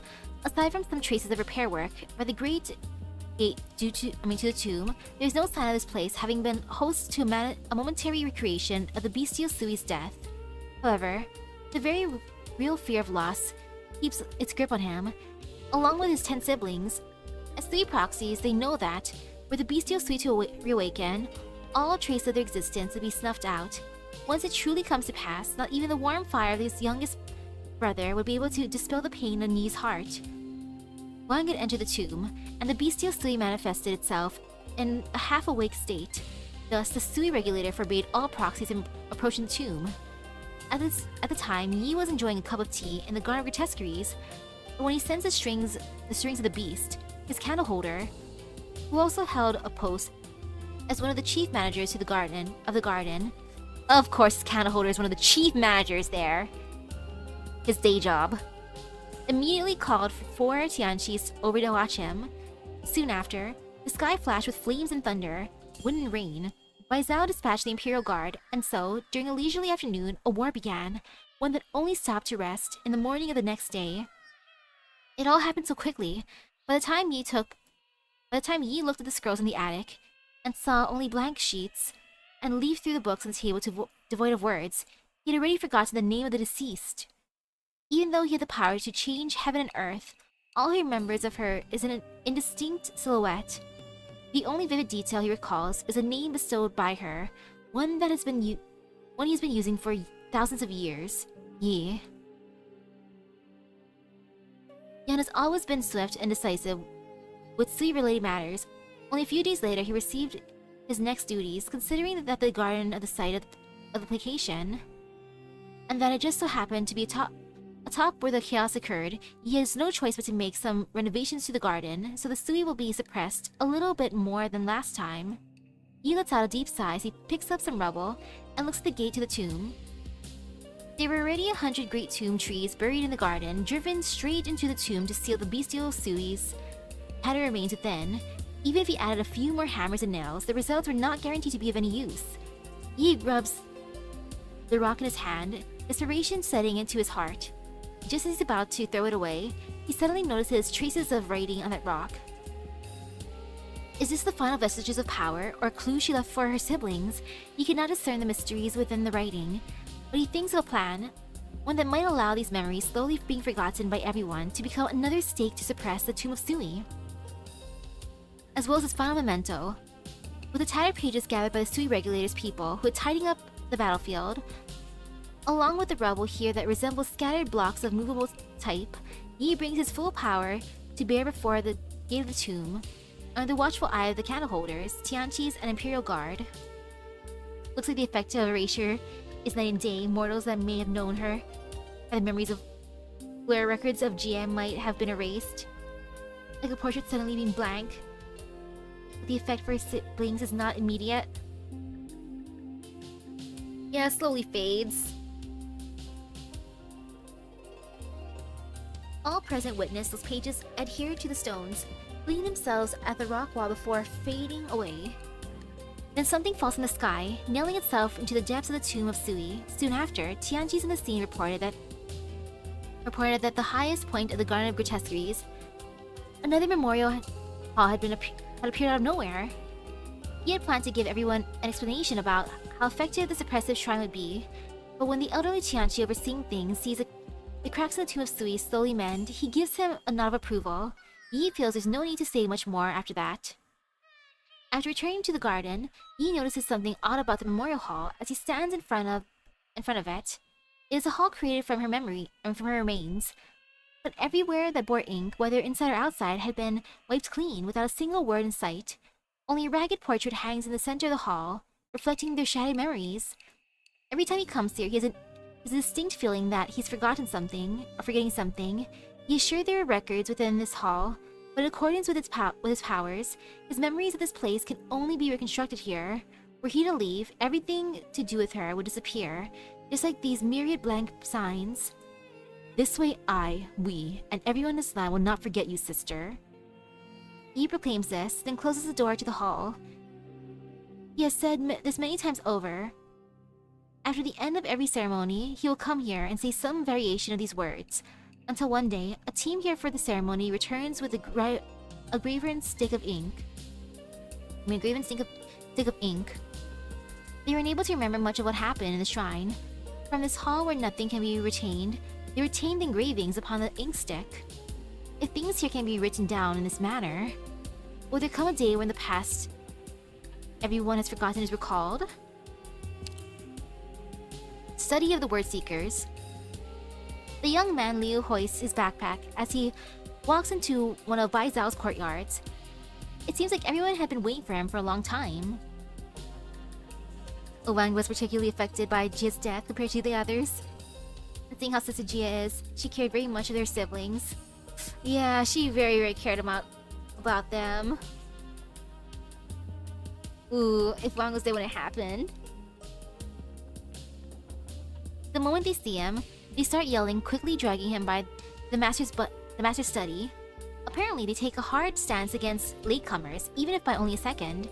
Through the courtyard and main hall to the study, he finds several people standing.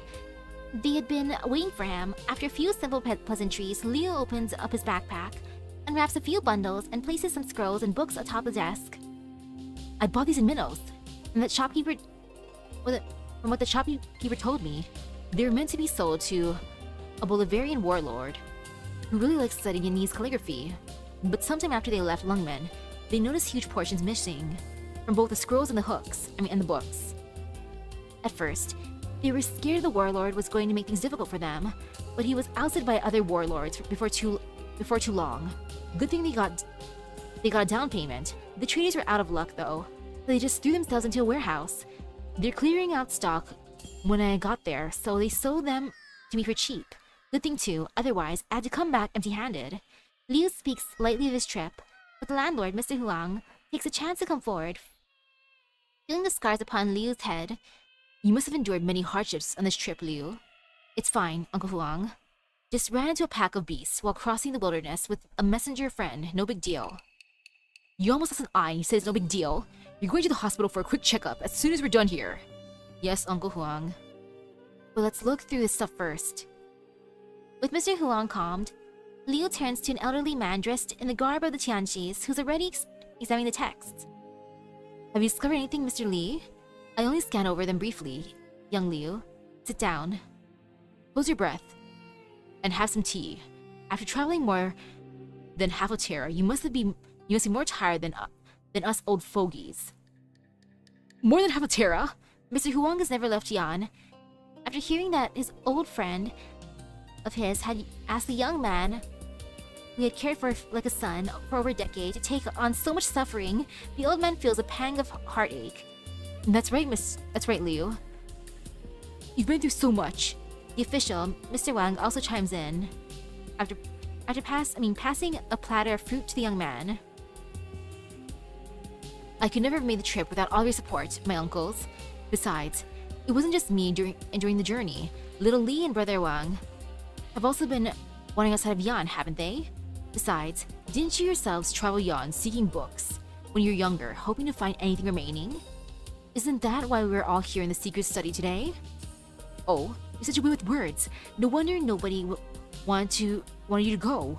Tianqi Li puts down his magnifying glass, beckoning the others over. Let us examine young Liu's harvest. These are undoubtedly from the academy. The writing related to objective facts is intact, but not a single character remains of the educator's opinions. Much like most of the books in the study. Doesn't that mean this entire trip was a waste? Mr. Huang mutters under his breath. Not necessarily. Over these past few decades, have we not managed to deduce a good amount of valuable information from prefaces and afterwards surrounding the missing fragments? So long as the book is not completely blank, it has value. Value certainly. The coin we spent all these years is enough to buy a small nomadic city. Never mind. I'm just grumbling. Continue. As for the calligraphic painting scrolls, most retain the paintings, but not the words, with nary a trace of the latter. But this one... Tianqi Li pulls up a scroll from outside the pile. It is said that, at the time, there was a reclusive painter who often argued with one of the academy over the origin and development of written characters, so people were sure that there would be no collaborative works between them, but everything has an exception. Do you mean the painting Cherished Pen in the Master of Grotesqueries collection? Hello. Mr. Wang's hand, reaching out for a cup of tea, freezes in midair. Indeed. The painting of utmost rarity has only a single character for its title and dedication, a cryptic mystery that's still unsolved, often drawing people into an elegant reverie. You've seen it for yourself, Wang, but look here. The painting's title and dedication does it not appear similar to Cherished Pen? My word, it does! The sense of fluttering, half-truths is the same as in the painting.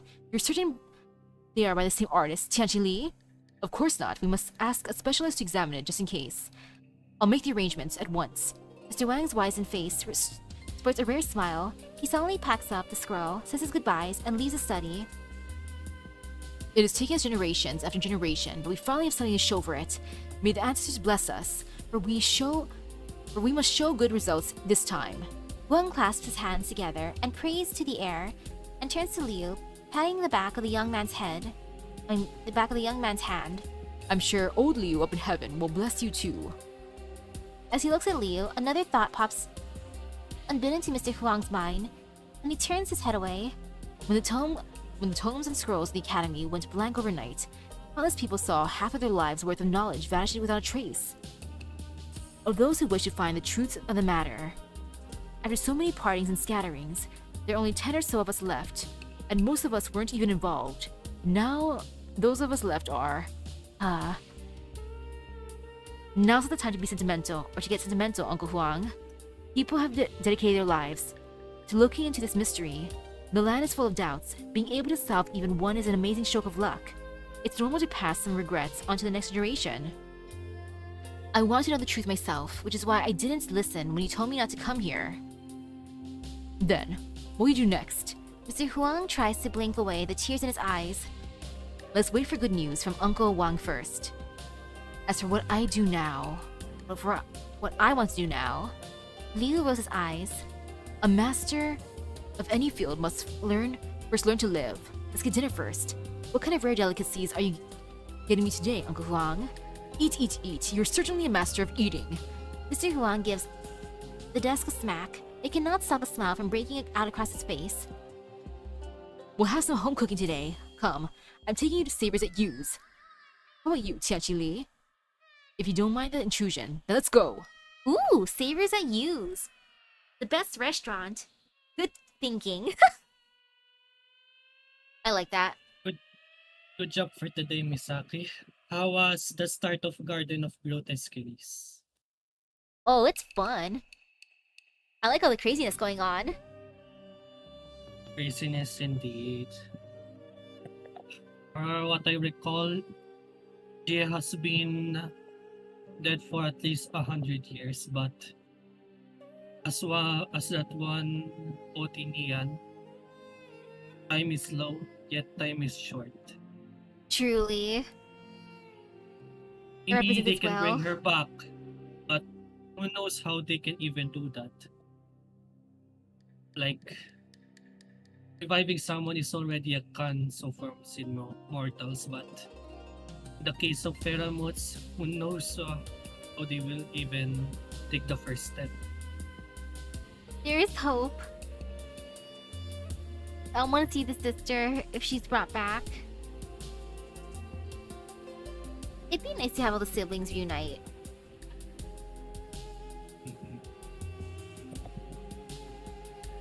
Which part of it that took your attention away?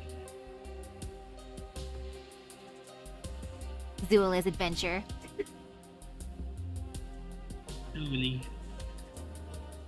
God forbids that that Wang never learns about what he did. I imagine when Zuele intrude rudely, she was just chilling, and I imagine she was no shape or form to even to fight back. I Probably. imagine she was quite confused what was happening. Like, who is this? Why is he beating me? Like, Yes. what did I do to you? It's like, who is this sassy lost child? Surely. Well, then again, he's on edge. He was just robbed earlier by a bird. I think he's not trusting Yeah. anything at that point. That's fair enough. I imagine she's quite deep on the Sue's consciousness. Based on you that Zuele even found her in the first place. Meaning she is quite hidden and just quietly waiting for her time to pass away.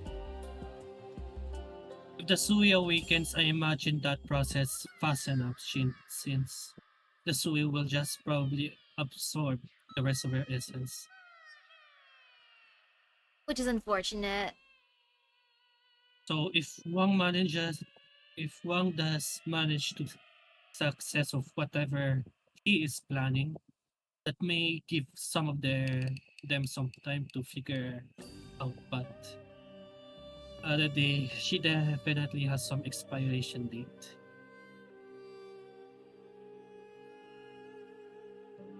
We gotta believe in him. You go, brother. And especially only a few even knows of her existence at this point, considering the time passage that has passed, meaning at least 100 years or so. Meaning their options might be limited, if there's even at all. Yeah, which is unfortunate. The passage of time. But they cannot even think of possibly reviving her if the Sui is still remains.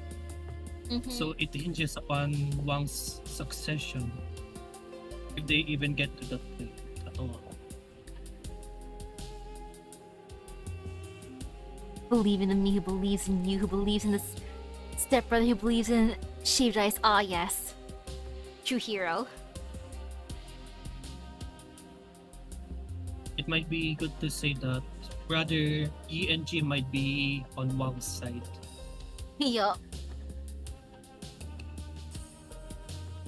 For the rest of the siblings, they might be on Nian's on way of doing things. It'll be nice seeing them all come together. Hopefully. That was a good stream, Misaki. I think it's better. It's good to end off here just in time. You have your next stream just after this, so Yep, good progress. So Better next week for prepare sure, I'll finish the Garden of Grotesqueries and then start the event. yeah. Great stream, Misaki. Thank you for today, Thank you too. and have fun on the next stream. Will do, I gotta hydrate a bit more. So, I'll get ready to hop off for now, then afterwards, some Final Fantasy. I'm probably not gonna continue the main story, even though I put down, will I continue the main story? No, side quests are the best. So with that being said, thank you everyone for stopping by the stream. I hope everyone has a great rest of the day for Gacha Luck. Go drink some water, maybe take a shower, and then Final Fantasy time. I'll see you guys later. Bye bye. Whee!